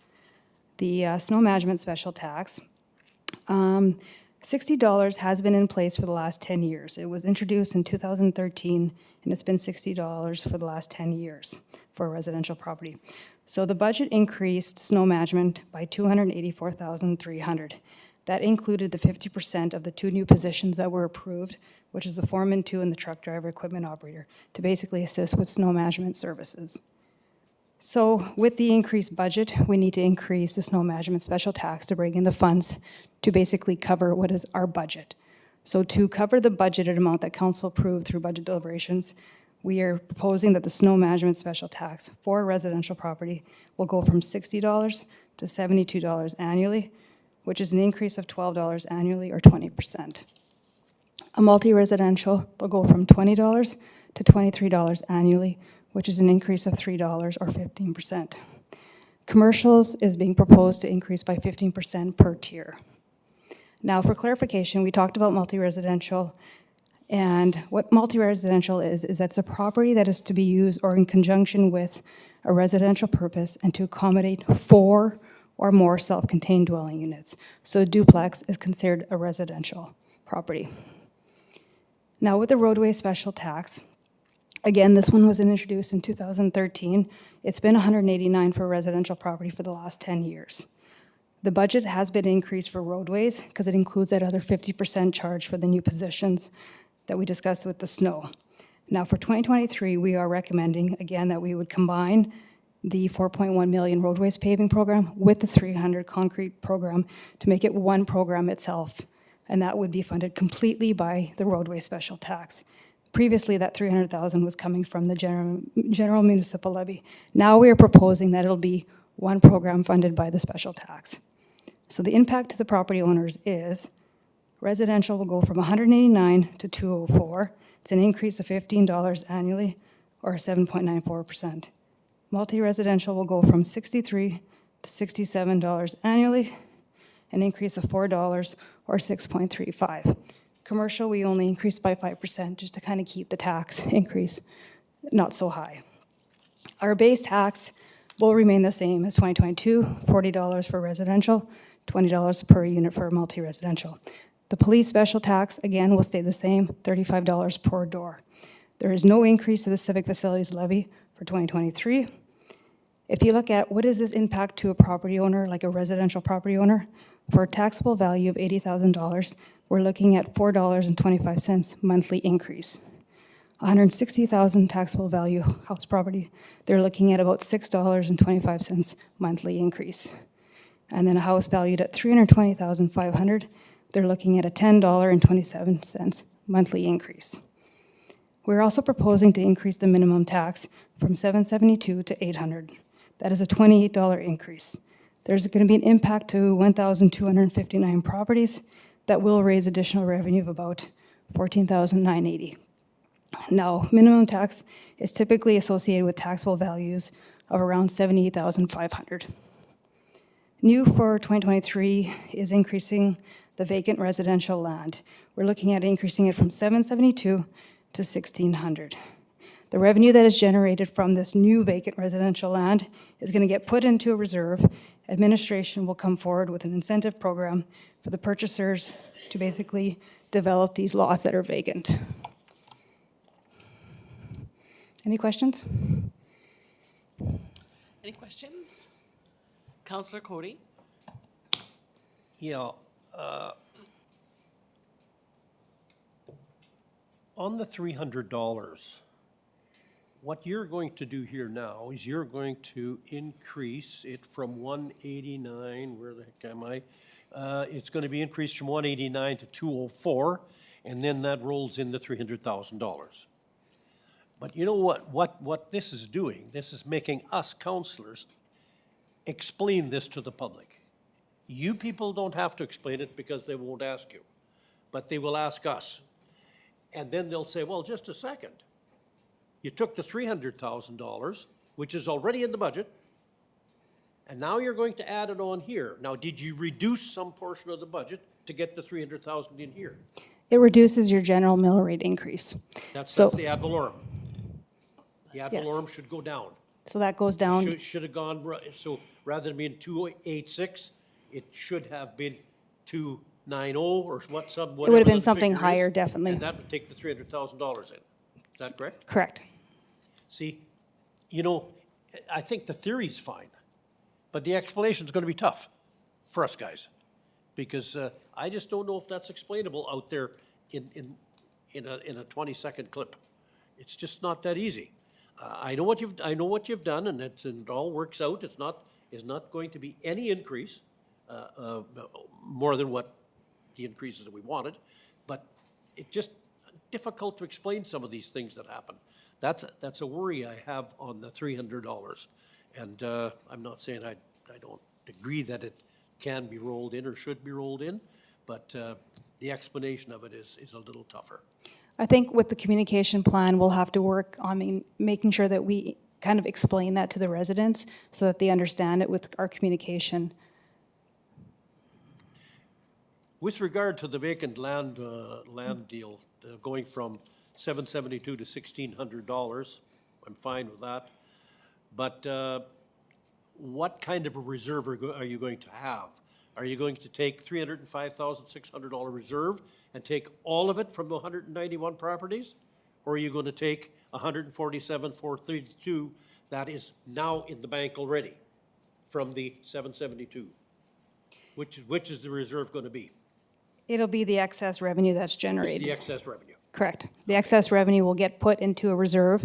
That'll go to, that'll be approved by council, and then we'll come back, planning will come back with an incentive program on how that's gonna look. Okay, that's fair enough. Thank you. Yep. There's a bunch of questions I could ask, but I'll Councillor Edwards?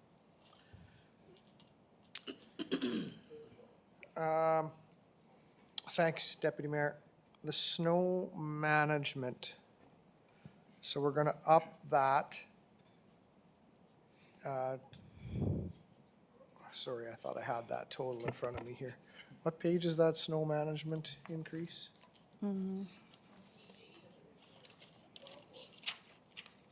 Page 104.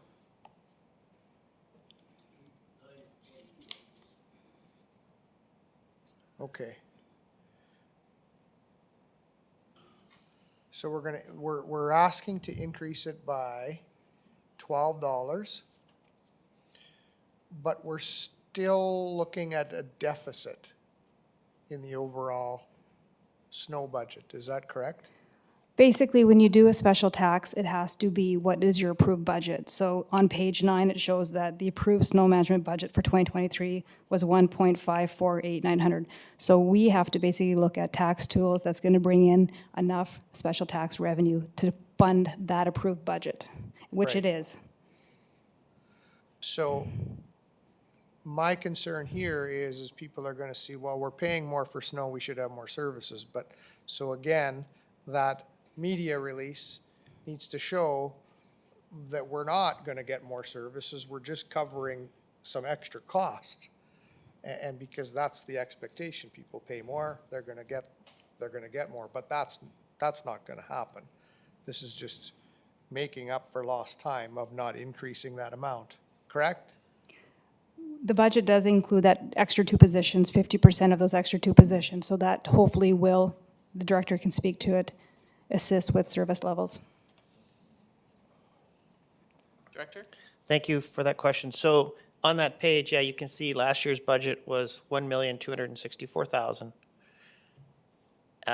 We ended up spending $2.1 million because that was a very, very snowy winter. This year, the budget is set for $1,548,000, greater than the previous year's budget, less than the actual expenditures of last year because it was considered a very high year. You're always trying to find A balance. that balance, so what predicting the year. I can tell you that just speaking with the roadways manager this morning, he was speaking with finance. We've spent 37% of our budget so far this year, which if we're good for the next 3-4 weeks, we won't have spent half of it. And then we'll have 50% for next winter, which would be November, December. So I think right now it's looking good, but again, we can never predict what November, December is going to look like. Okay, those were my questions. Thank you. Thank you. Councillor Head? Thank you, Deputy Mayor. Just a couple of comments. Going through these tax tools, it was a very challenging process. Moving this budget down from a $3 million extra ask down to a 1.5, so cutting that in half. Now looking at the tools necessary to achieve some of those increases, and I do like what you had presented here. And I kind of flagged that pad bid mill rate as well for this one, but I guess we'll cross that bridge when we need to if they're going to be asking for additional funds. I think it's definitely never easy to say we need increases, but definitely needed for our corporation and to provide the services that our residents so demand. And so I am, in support of this budget, but I do have a question here for administration about rescinding a motion. So maybe to the manager, and I feel like I know the answer. Number 2 on this one. Just a question about that, please. Let me just go. So More clarification needed. So the city council resolution number, is that on here? Yeah, be rescinded. it is a city council resolution that was passed in regards to having this 8% levy charged on the properties in the yard. When we looked at the whole special levies, you can't really impose a special levy in the yard because we have to give extra special services. So when we reviewed it with the city solicitor, it was basically determined that under special tax, you need to have tangible services provided to all those local properties. So then that doesn't work. So then we looked at other opportunities such as maybe a local improvement, but there's a very complicated process with local improvement when it's just tied to just the parcels with the yard. So in the end, after all the review, it's being recommended that we would rescind that motion. So are we to, that doesn't mean it's going away, that doesn't mean that we're not going to be receiving some of these monies, we're going to have to find a different way. Can maybe the city manager answer that question? Because, it was, we all voted on it, was passed in here, and I understand the rescinding part of it. But what does that do for that motion? What does that do for our development in the yard? City manager? Yeah, so the motion was actually that the city solicitor and director of finance review the creation of an 8% levy as a way to subsidize the operational costs. So it wasn't actually passed to actually do those costs. What we're just saying is that we have reviewed it, and it would be impossible to impose those. That 8% has not been included in our funding model for the facility. So it's not going to affect the funding for the facility.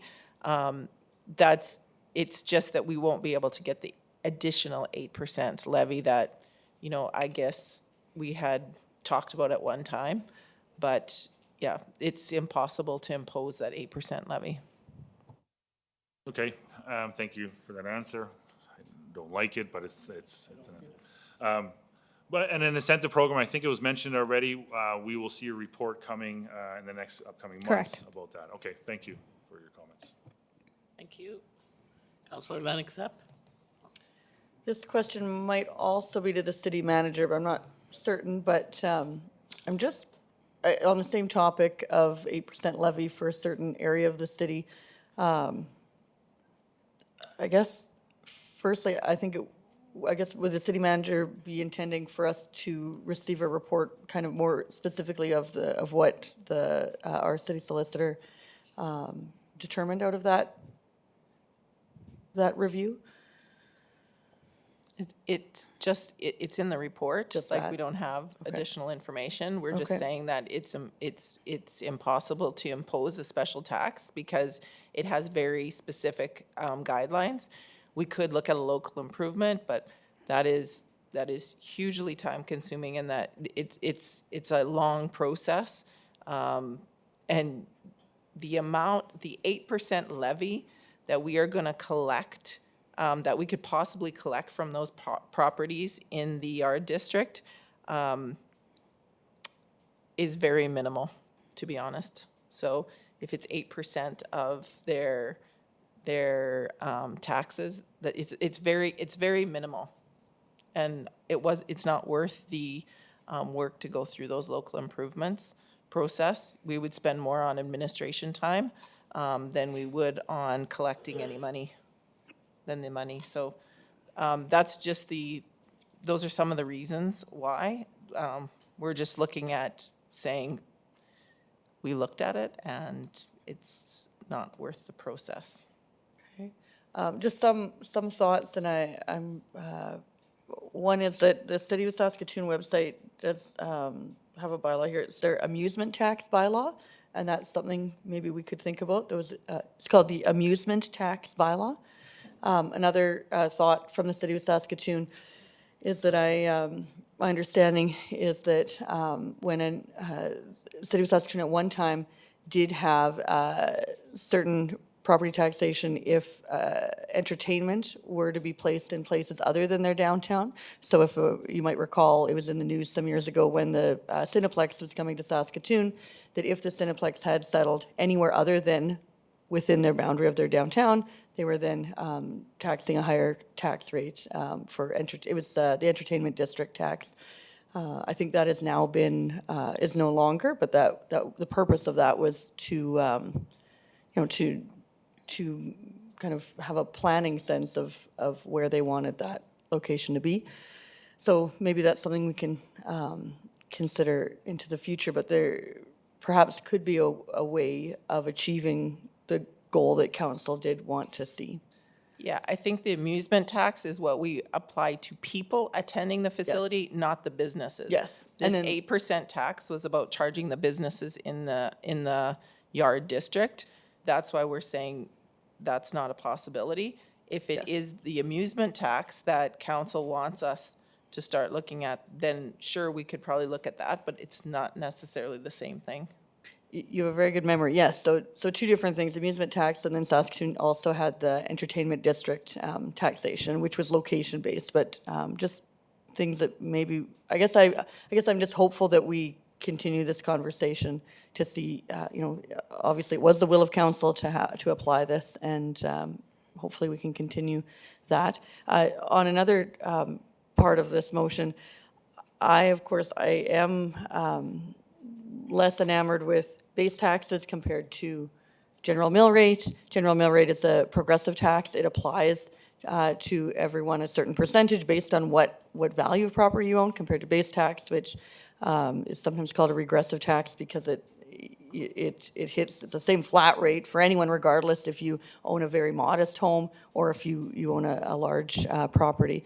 And so I am concerned about the proposed increases for the over the $189. Thank you. Councillor Edwards.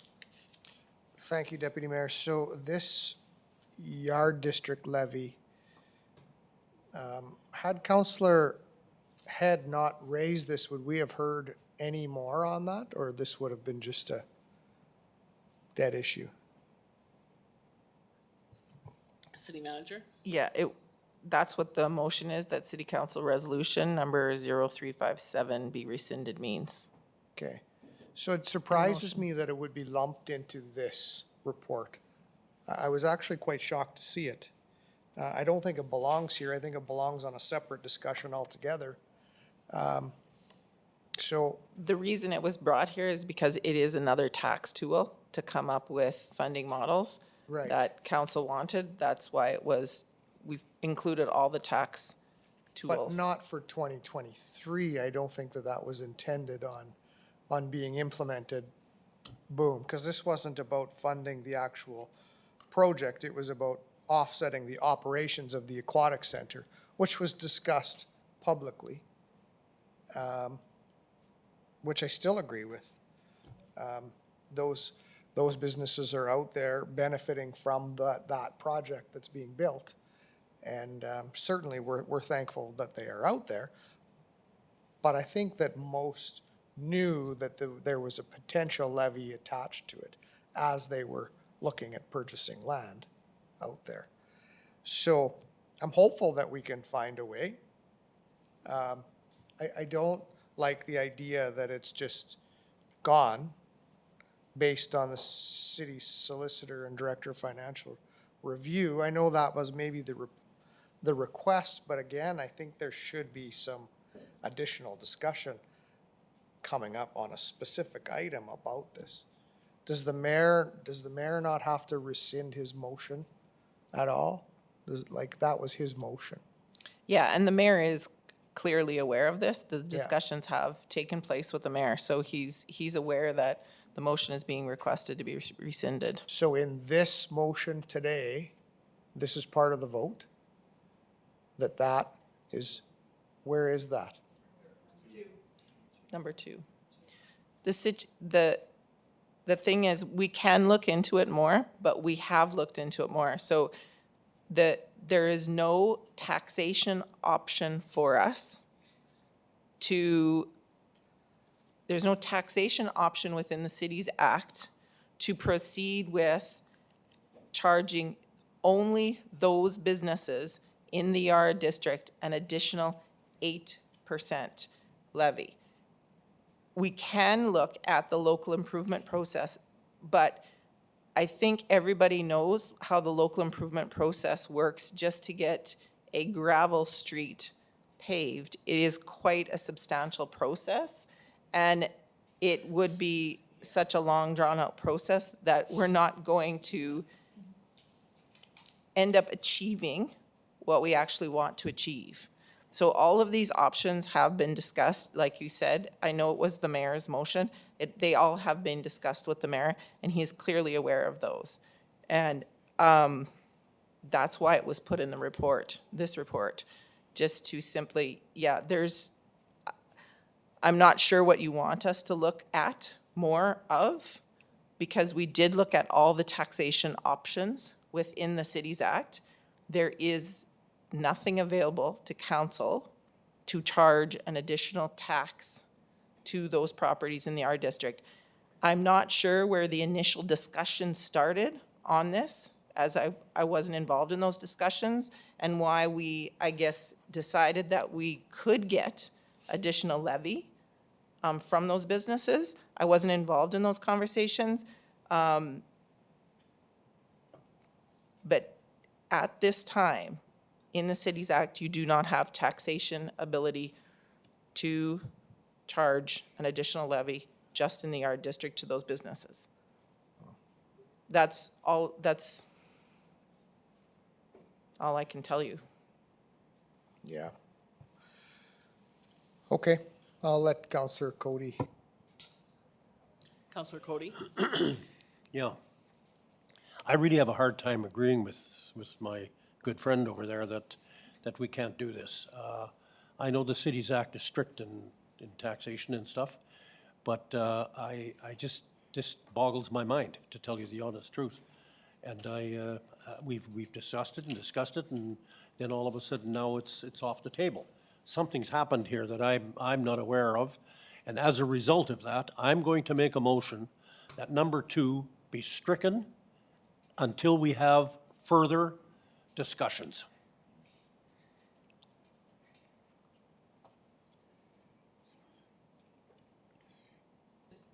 I'm not suggesting for a moment that it won't pass at some point in time, but I think we owe it to the council and to those folks around here that we should at least have a further discussion and be fully apprised of what this section of the Cities Act means and how it's interpreted and who interpreted it and why we think we can't do this. We possibly can't do it, and I'm not saying we can, but I think at the same time, we should at least discuss it and have a little further discussion on it. Okay. Thank you, Counselor Cody. Go to the I will move the rest of it. I think maybe I did, but certainly without number 2. Or not, whichever it was there. Yeah, she erased it. Yeah. Okay. Okay, thank you.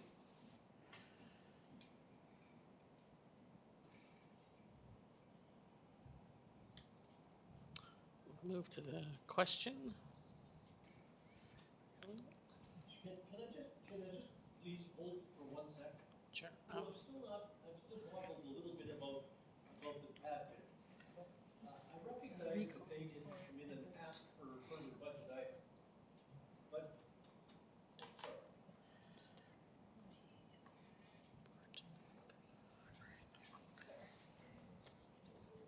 Okay, Counselor Cody. Yeah, sorry about that. It's just probably a little clarification needed here. I noticed we're going from 0.064 mils to 0.059 mils, minus 5 mils. And I know that they didn't, or as I understand it, I guess, they didn't come in with an ask. So as a result, you want to keep the mill rate less to make the less revenue, so that you go and get, so that they get their $78,572, which is what now 0.59 mils will produce. But I'm just wondering why when we had that mill rate there, would we not give them that extra money?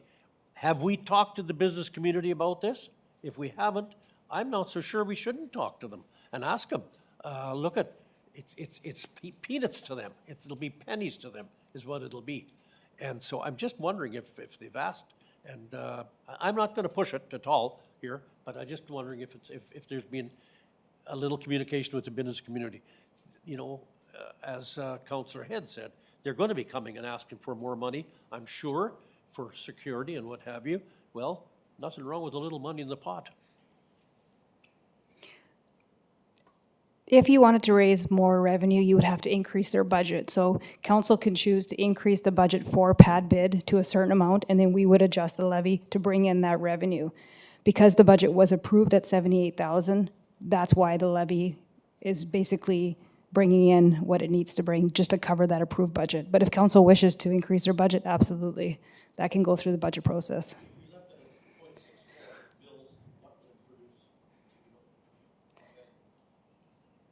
I think it was about $85,000. It was about $85,000. So then that's why we had to decrease the levy to basically bring in around 78,000, and only because of the assessed values going up. Correct. No? Councillor Head? Thank you, Deputy Mayor. Again, on that point, that was my point, I guess, earlier. You know, because we've seen letters from just about every business individual in that area saying how much they need this or how much they are enjoying the security or the new security, heightened security. And I suspect that's going to be another group of letters that we're going to receive saying let's maintain that. So it sounds like there will be a reserve of 67,000 short of what we're needing. If we keep it at the 64 mills, it sounds like it generates another 9,000. We'll be closer to the 80,000 extra they'll be asking, and it'll be less money we need to find. Because I suspect, and I suspect they'll be back here again asking for that the same monies from last year. So that was what I was hoping from hearing from council.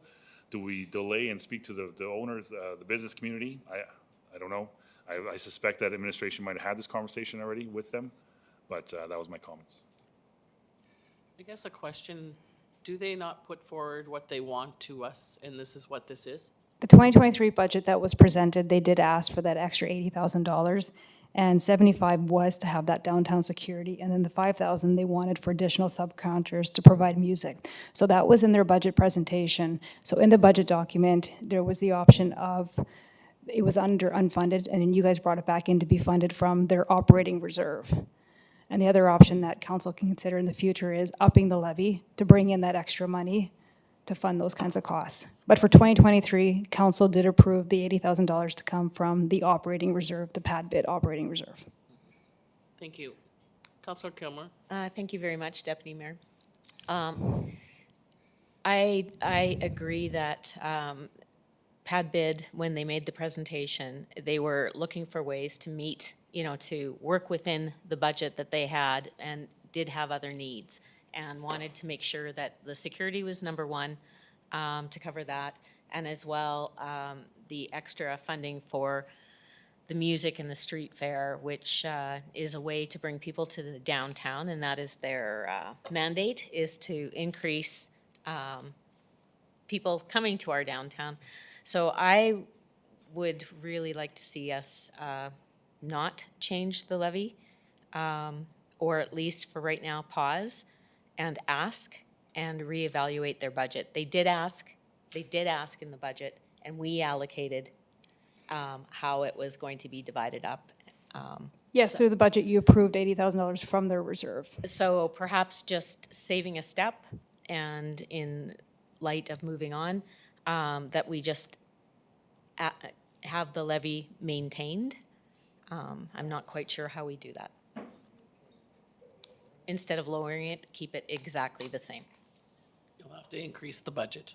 We'd have to increase the budget. Okay, thank you. Nope, I'm good. Thank you.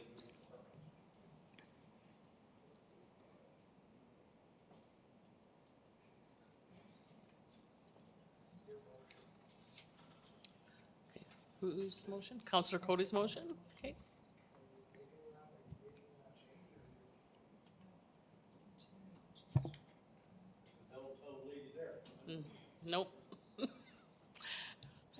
Counselor Lennox Epp. I agree with Councillor Kilmer, and I think, doesn't sound like Councillor Cody is really opposed to the idea of consulting and hearing more from the pad bid. There's probably a couple of ways to do it. One is we could add I mean, I understand from the city manager, we have to increase the budget, but to do that, I think we have to consult before we just up the budget. So perhaps we could add an item to the motion, something to the effect of to hear back from pad bid for our next council meeting. I don't know if the mover likes that.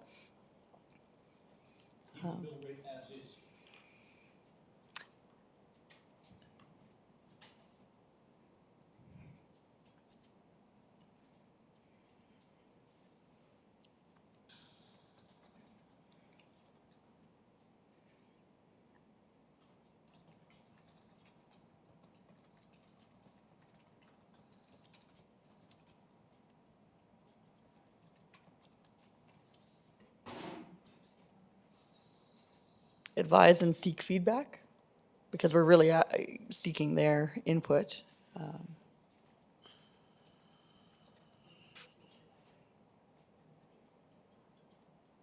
Sure.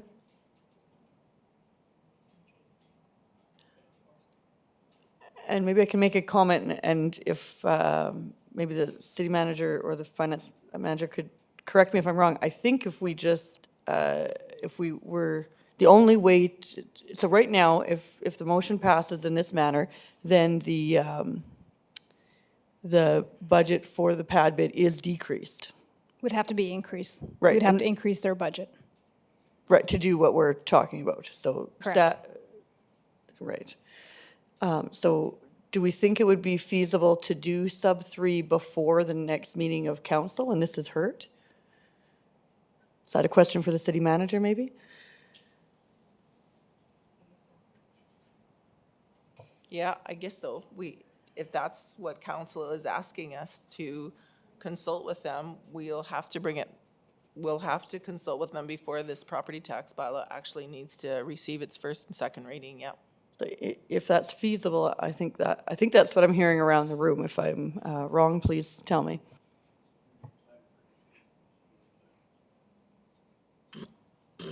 Thank you. Counselor Edwards. Or we could keep it as we have it, and we're going to get consulted if they don't like it, and we can take it out at council. I think that we should keep it as is, because they're gonna want a bigger pot. We know that. And so I think that we should change that number and keep that number as is instead of lowering it to offset, so which increases their budget. That's my opinion. Thank Because you. they will reach out, and we can take it back. And they will reach out quickly if it's not something that they like. Oops. Sorry. Counselor Cody. Yeah, the only worry I have with this particular motion here, number 3, is what is the time frame here for finance? Does it give you enough room, enough time to get the bylaws made and all of that? If we said right now that that's what we're gonna do, well, then you know, and you can prepare the bylaw as such.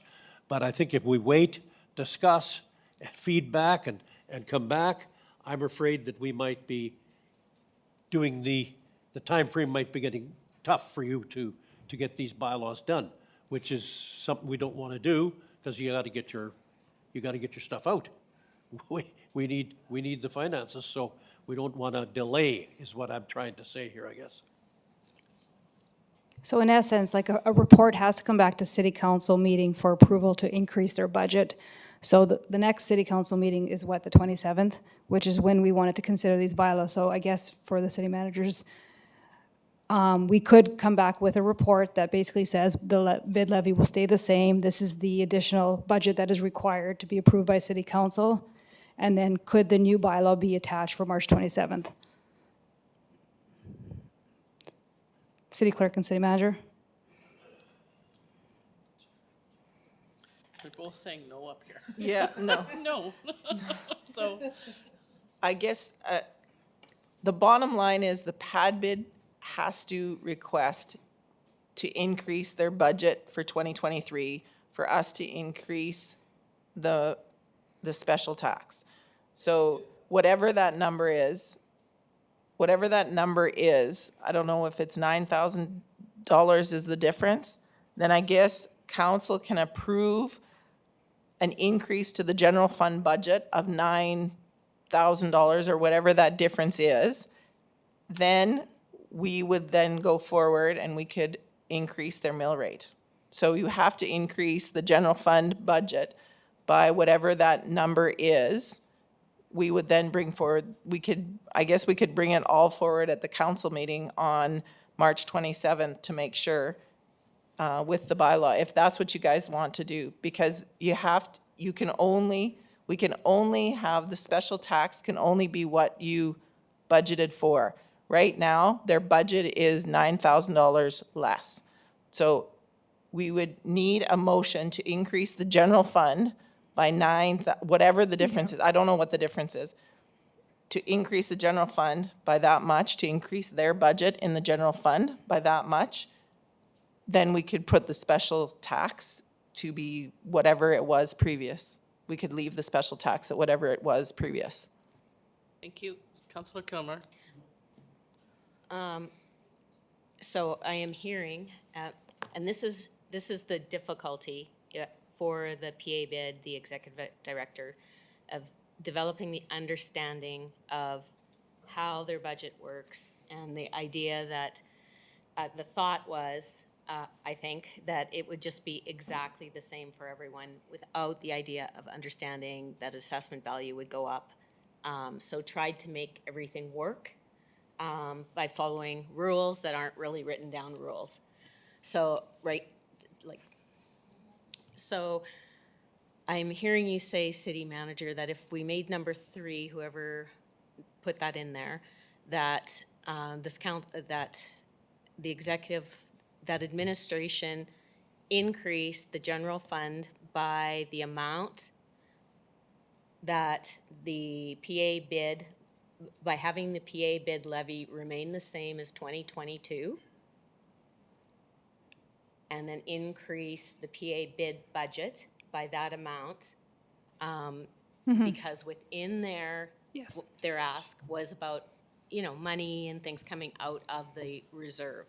So rather than it coming out of the reserve, it's in the budget and maintained through. Does that make sense? Am I making sense? Is that what you had said?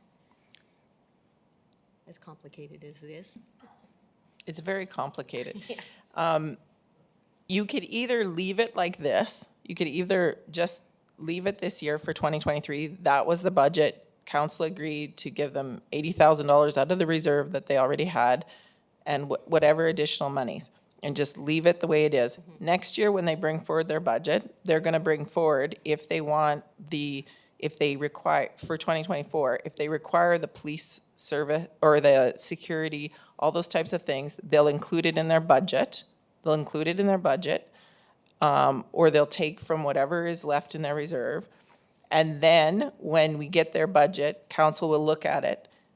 It will be approved as is, and then the levy will be allocated in that form. So this year, some of their businesses will see a little bit of a reduction in their, a minor little reduction in their taxation. Next year, they'll see the increase.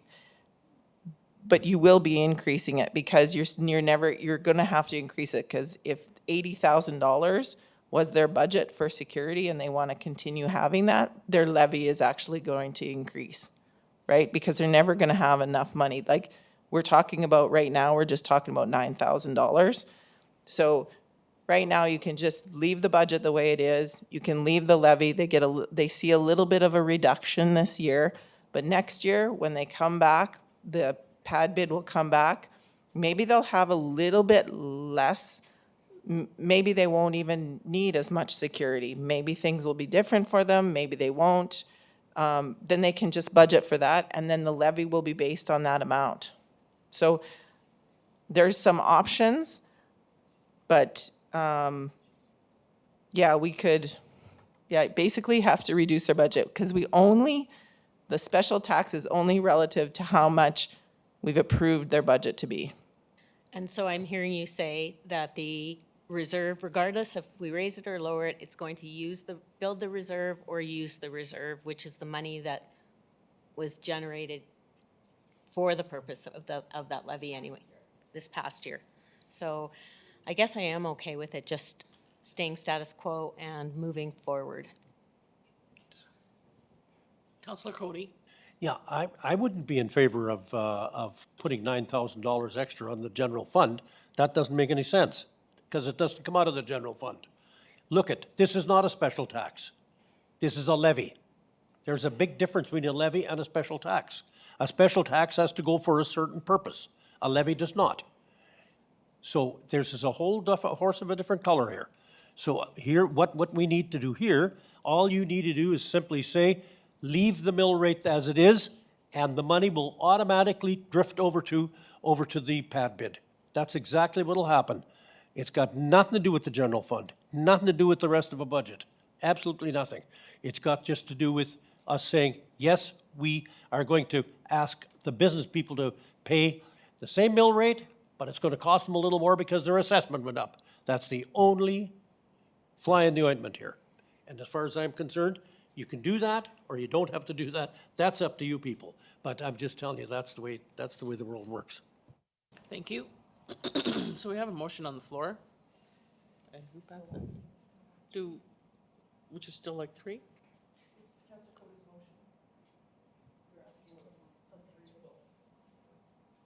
we're not going to do anything with it this year, then you can scrap this.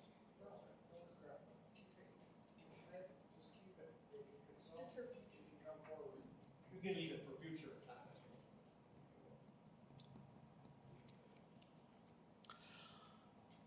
So, okay, Counselor Cody moved it.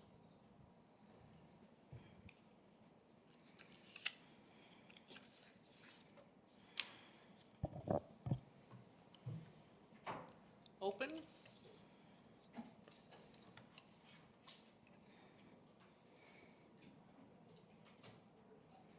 So are we just voting, we're voting on the whole thing?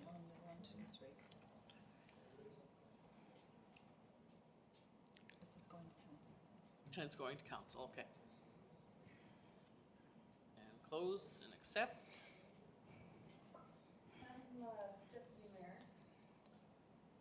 Just give me a sec here. Councillor Zepp.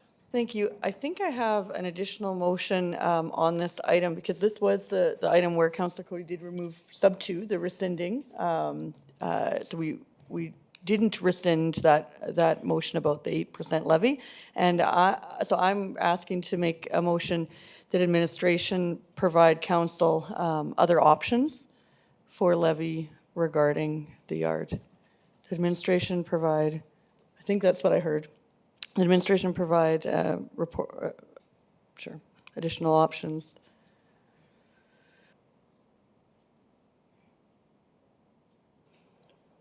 For levies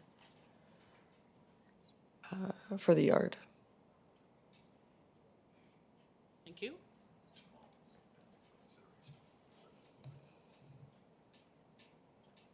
And that's just based on what I heard around this room today. Perfect, thanks. Councillor O'Grotnick? Thank you, Deputy Mayor. I like that motion, Councillor Lanexep, and that's what I had wrote in my notes here was council created pad bid, a motion in 2003 or something that created it. And so that we could have special levies for the downtown. So we could create a motion that has yard bid and have a levy for that particular business district as well. So I don't understand the explanation given to us of why that had to be rescinded legally. Other than we didn't create a special motion that creates a district yard business improvement district. If we would do that, then it would be legal. Is that correct? City manager.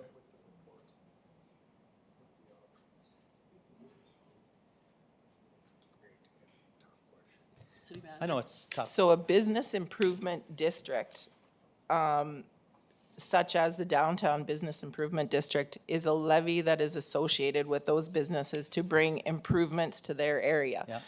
That is governed by a board that that uses it.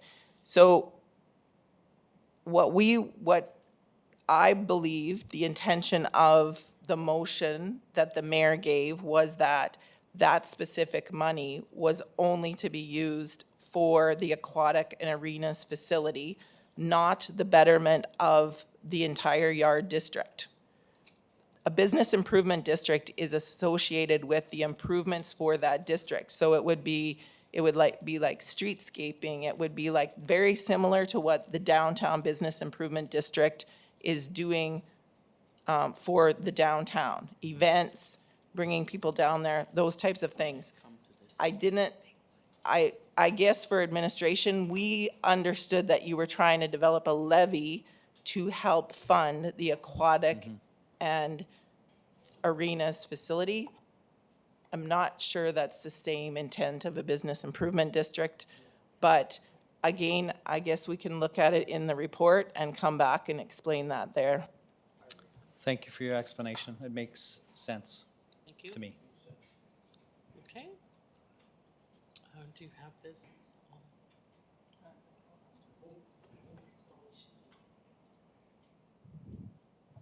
I just want to clarify one question about the motion. Are you also asking for the amusement tax portion to be included in that conversation? Or were you just asking for the previous motion? Because the previous motion still sits on the table, that administration is going to bring a report back. The motion of the mayor's still sits on the table, right? So we're going to bring a report about that. This is a different motion. This is a different motion about different levies, such as the amusement tax, or is it still about the mayor's motion?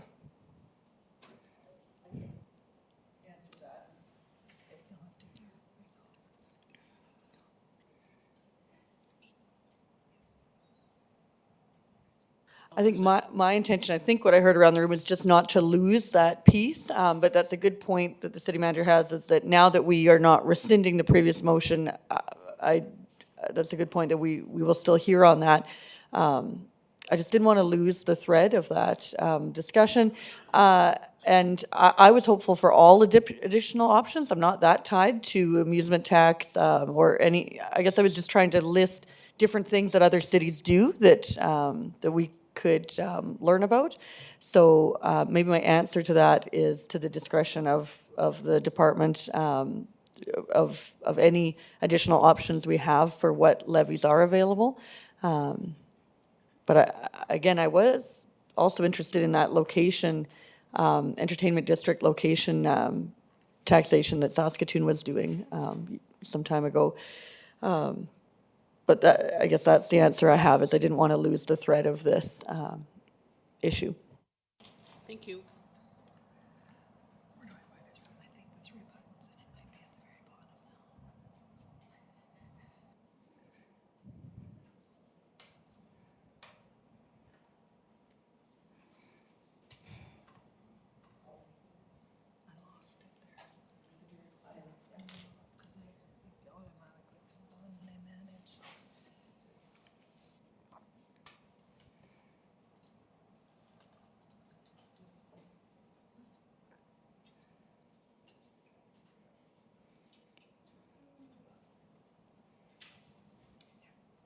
Okay, perfect. I'll open the vote.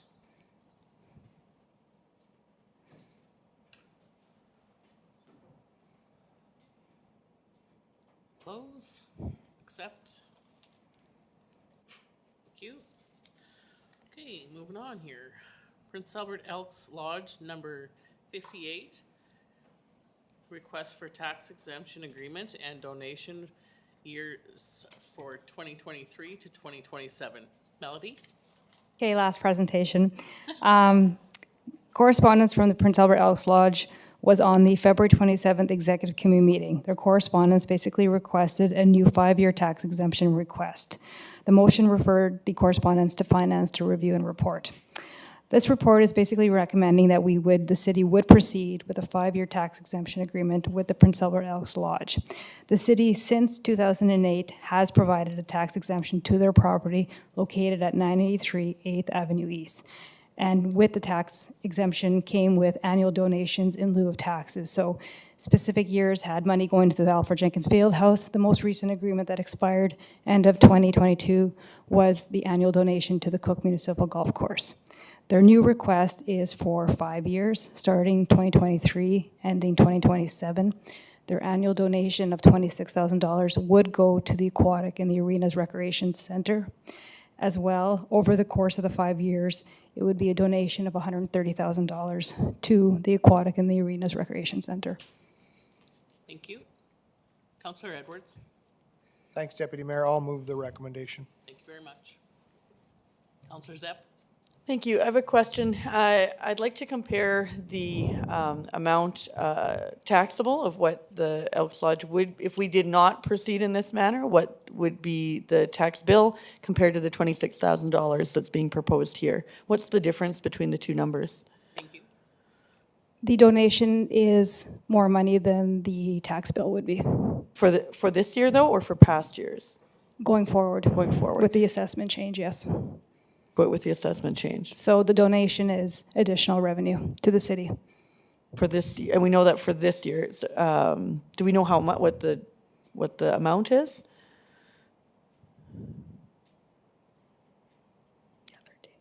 Their tax bill would be about $13,000, Okay, $12,904. So that's what I mean. There is a difference okay, with the donation versus what their tax bill would be.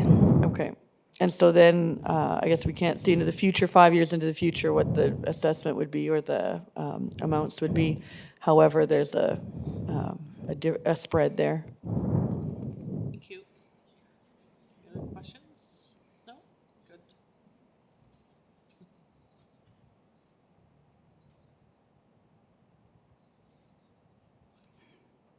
Yeah, I'll open the vote. Thank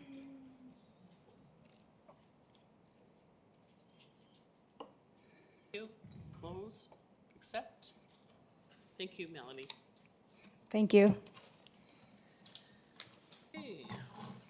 7.7, a land acquisition for the fire stations. PowerPoint by Fire Chief Chris Olson. Sure, if you like, yep.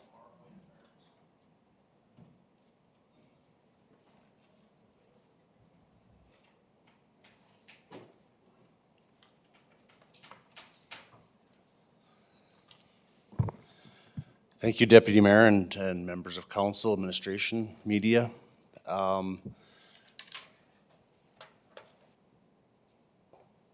Just a little bit of background, as most know, but just to make the story, from beginning to end, the Prince Albert Fire Department in 1975 built, under Chief Slater and the approval of council at the time, built the current station that we reside in at 76 15th Street East. Like my report states that at that time, it was a suitable location for the city of Prince Albert. Geographically, the city of Prince Albert is built along the North Saskatchewan River. And because of that, the length of our city has followed that river, extending response times well beyond the national standard for the fire services. My first slide I'm going to go into is NFPA 1710. And I know my report does discuss NFPA 1710, and the GIS report that was attached to it does as well. But I just want to highlight, years and years ago, the fire departments would determine the geographical location of fire stations by miles, travel miles. So, I have a report that goes back to 1978 that predates NFPA 1710, and they used a 2-mile marker. Because of NFPA 1710, municipalities right across North America, US, Canada, our neighbors to the in this province utilize 1710. And the NFPA 1710 is quite a document, but I just want to hone in specifically when it comes to response time and the need for additional fire stations. I'll point to the highlighted points there. The call processing time, of course, 60%, 90% of the time. Turnout time, 80 seconds for fire and special operations. Now, turnout time is essentially when the bell rings in the fire station. We get ourselves assembled to the apparatus floor and get our structural fire equipment on, and then on the truck.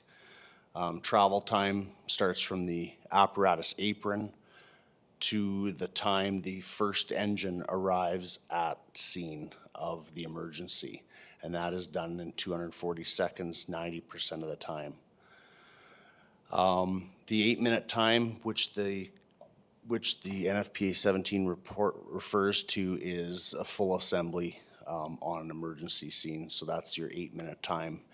And I mean, I can get into the details of the distance between stations, but we utilized the GIS study in 2007 amongst other studies. And then just recently, to make sure that those times were not skewed or had altered with traffic flows and the development of the city since that year, 2007, through planning and development and the help of Heather Wilson, a staff at the fire department, which I will thank, and the administration ran numerous times during the day, during different times of the year, over the last year, to account for traffic flows and compare that to the GIS data that Heather Wilson provided. So on this slide right here is the 4-minute objective that we currently maintain under that GIS information that was received. And you will see that we hit 5,625 civic addresses within the roughly 12,000 civic addresses within the city, 47.1% of the time. So that's basically where we are right now. And as administration, this proposal is to rectify that response time in the coming years.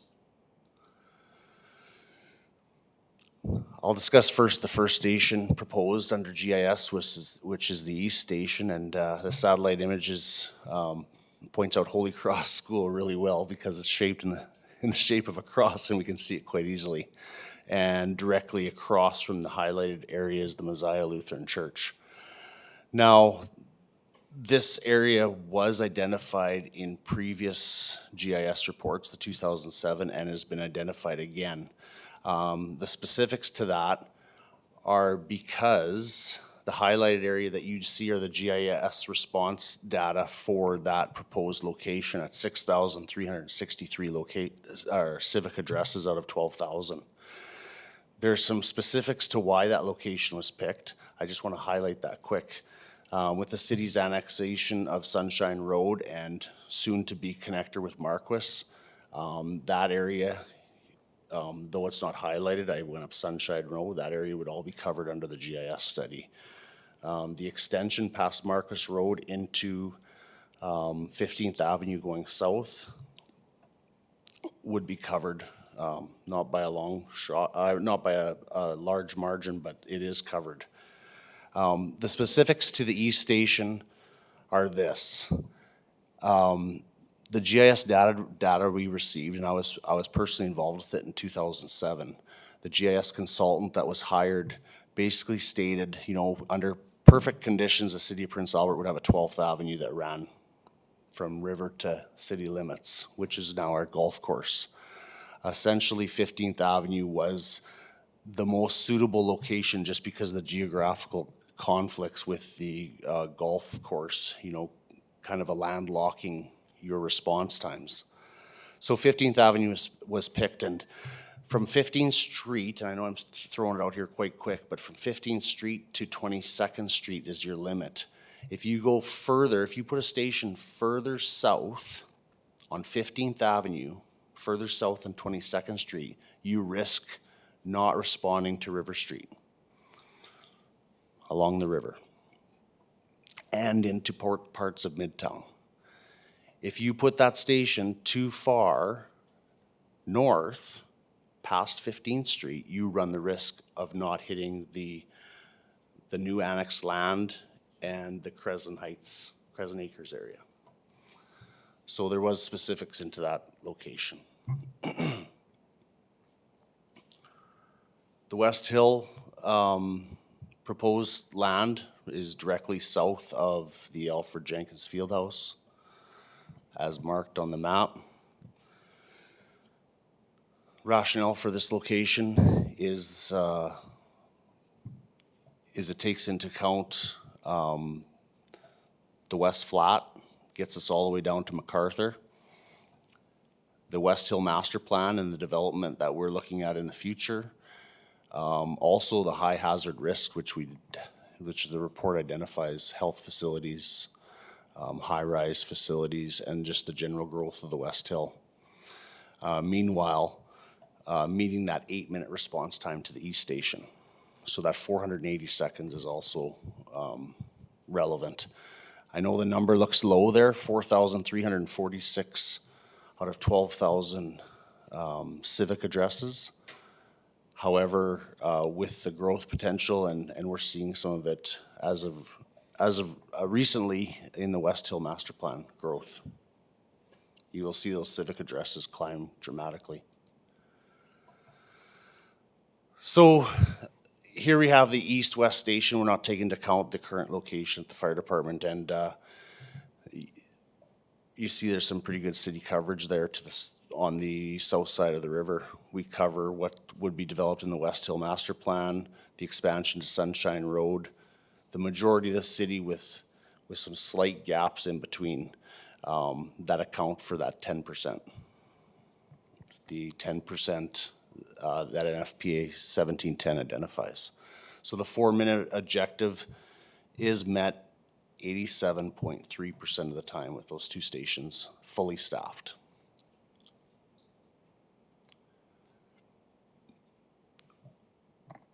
Now, including our current station, we meet the objective 95.5% of the time.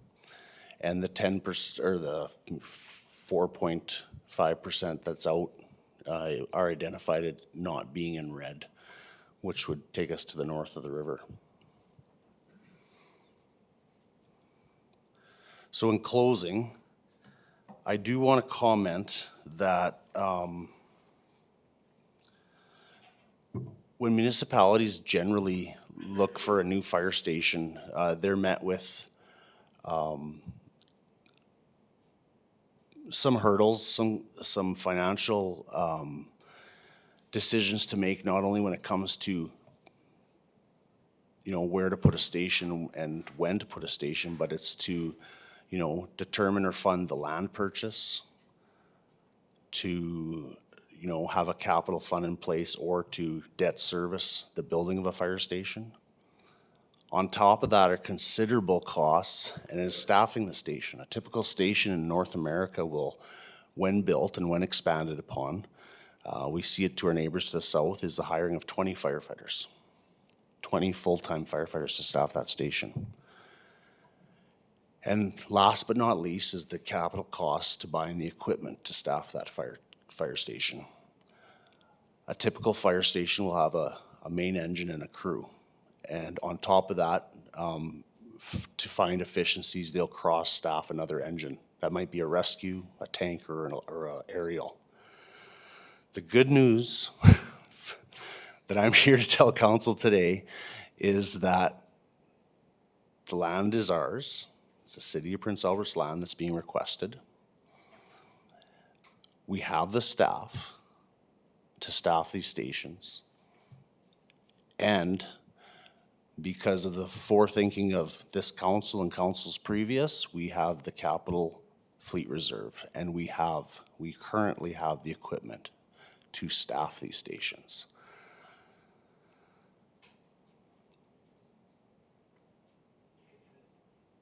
Thank you, Chris. questions?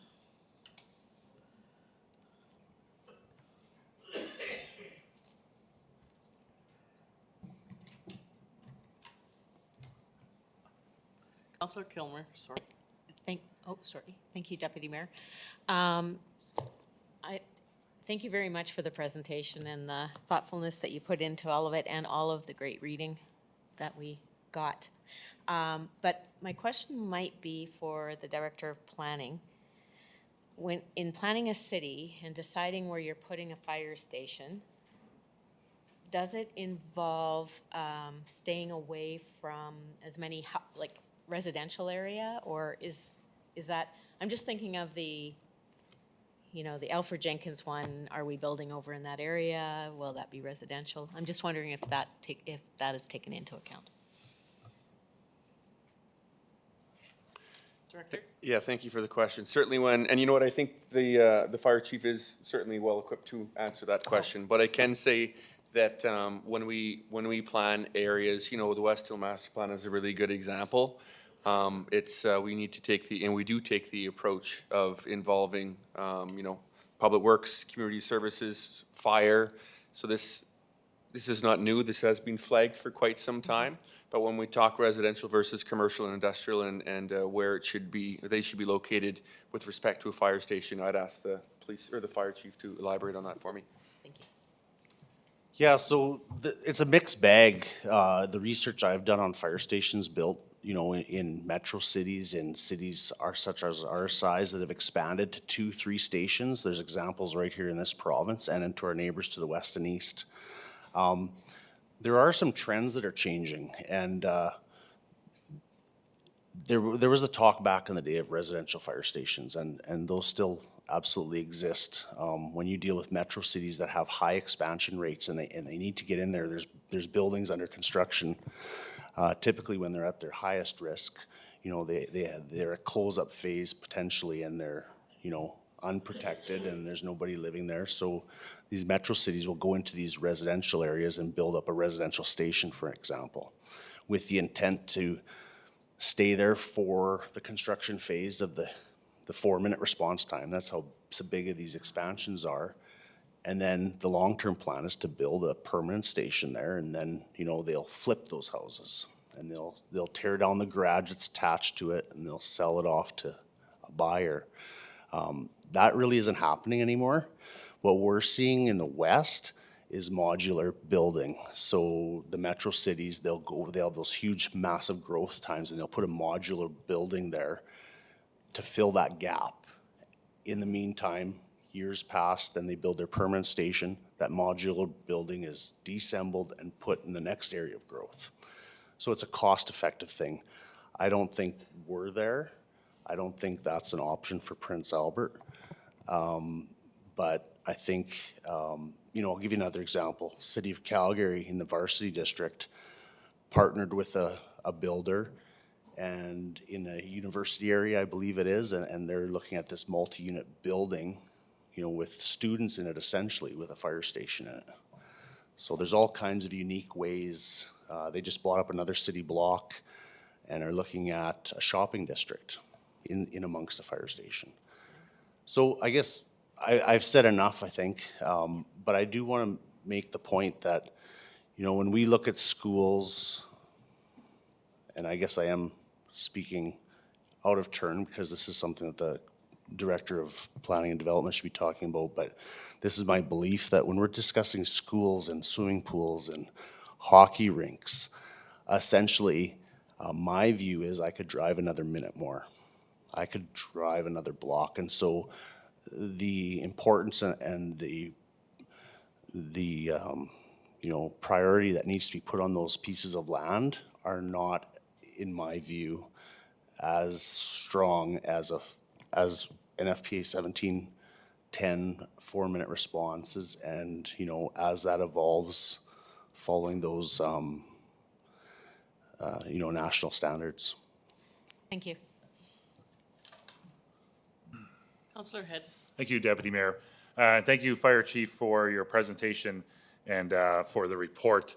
I'm starting to understand what NFPA 1710 complaint is now, more times I see it. And that's, again, looking at the report, I've seen this one report here, 2007, the Prince Albert GIC report, which I get it is a little dated, but it does have a lot of relevant information that we still can rely on. And I'm totally in support of this motion. I realize that you've been asking for this ask for quite some time, likely since 2007, and we had just increased the staffing complement this year to include 3 more. So I'm happy to hear that we have enough staff, we have enough equipment, and we could be a little bit in a better position, poised to move into these buildings. Now that brings me to the motion.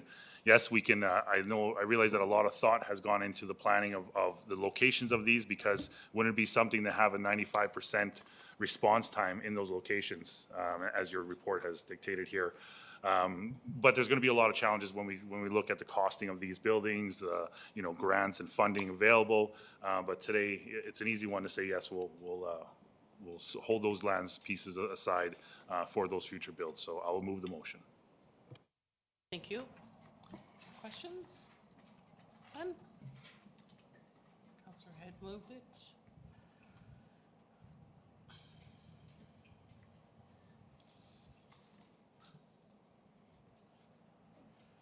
I'll open the vote. Close and accept. Thank you. Okay, one more presentation. Fire Station Capital Reserve. Thank you, Deputy Mayor and members of council. Again, I know this presentation is, at the hip with the last, and I will keep it very brief. It is a big ask of council, of myself, of administration, to ask for a funded reserve and to commit to funding it in budget. I understand the constraints and the issues, but I guess my job here today is to pass on to council the costs that we could be looking at in the future, or will be looking at addressing fire stations. The station we're currently in is coming up on 50 years, and the building, I'll give the firemen credit. They keep the building immaculate, they keep it cleaned, community services, the maintenance is spectacular. We're putting a new roof on, thanks to council, in the next year or two, 40, 50-year roof. So I do see life in that building, absolutely, but the current replacement cost for a fire station is estimated at about $10 million for a 2-bay, double bay that can house the responding apparatus and the reserve units. And I think we're gonna be at a place sooner than later where we're gonna need to, develop this land that you just passed. Whether that's infrastructure drawing, having a shovel-ready project, there's costs involved with that, and I feel that the reserve, whether it's funded at the recommended amount or something less, is something that we need to, I hope council considers. Even if the full amount was allocated at budget, that's 20 years of savings to build a station with today's dollars, 20 years. Lastly, I just want to comment on our fleet reserve. Over the last 7 years, this council's approved over $3 million in truck purchases. Not for Public Works, but for the Prince Edward Fire Department. I don't believe that would have been feasible, possible, or would have came to fruition without the reserve in place and being funded. Thank you. Thank you. Is there any questions? So I guess I have a question. So I guess it's going to budget, and in a report, is it possible to get how much funded, how much a station would cost, and how much a firehouse would cost? The cost difference between the two? I think that would be important, just because I think that we need to know if we could save a little bit of money on one or the other and do maybe a station over here and a firehouse on the other end. I think I'd like to see that. Thank you, Deputy Mayor. I just have one comment about the residential stations. That idea is a long talked about idea in the city of Prince Albert. I mean, I've been with the station fire department for coming on 28 years now, and back in 2008, 2009, the residential station was talked about quite a bit. The premise was good. They'd buy a double lot, you know, in said city. They'd build that house with the master bedroom, jacuzzi tub, ready for resale 3 years, 4 years later once they could get their structure built up. Besides that beautiful house, they would throw a 4-bay garage. They would make it happen so they could get to that area and then, you know, tear down the garage essentially and spruce the house up and put it up for sale. I don't know, but I suspect it wasn't a very successful venture because it's not done anymore. Right. I just So- look at the ambulance and how they did it on 13th Street and found that really interesting, and the one, of course, Yeah. on Second Avenue. So, yeah, good point. And I would be happy to bring forward a report like that. I've done a fair amount of research. There's a community that just built a station in Ontario, in West Lincoln. You know, they were able to build their fire station for $4 million. Now, there's probably been a 10% increase since that time, but, you know, it's considerably less. It's wood frame, you know, sprinklered wood frame. It meets National Building Code. So there are options council could be presented with for sure. Okay, thank you. Councillor Head, Thank you, Deputy Mayor. I'll move the motion. thank you.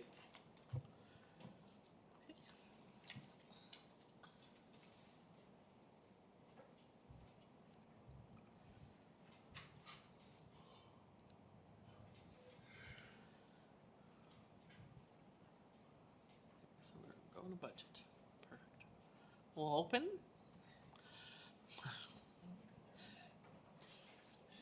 And we'll close. And accept it. Thank you. Thank you, Fire Chief. Is there any unfinished business? Thank you. And one more, I guess. Councillor Kilmer, Thank you, Deputy Mayor. I move to adjourn. thank you.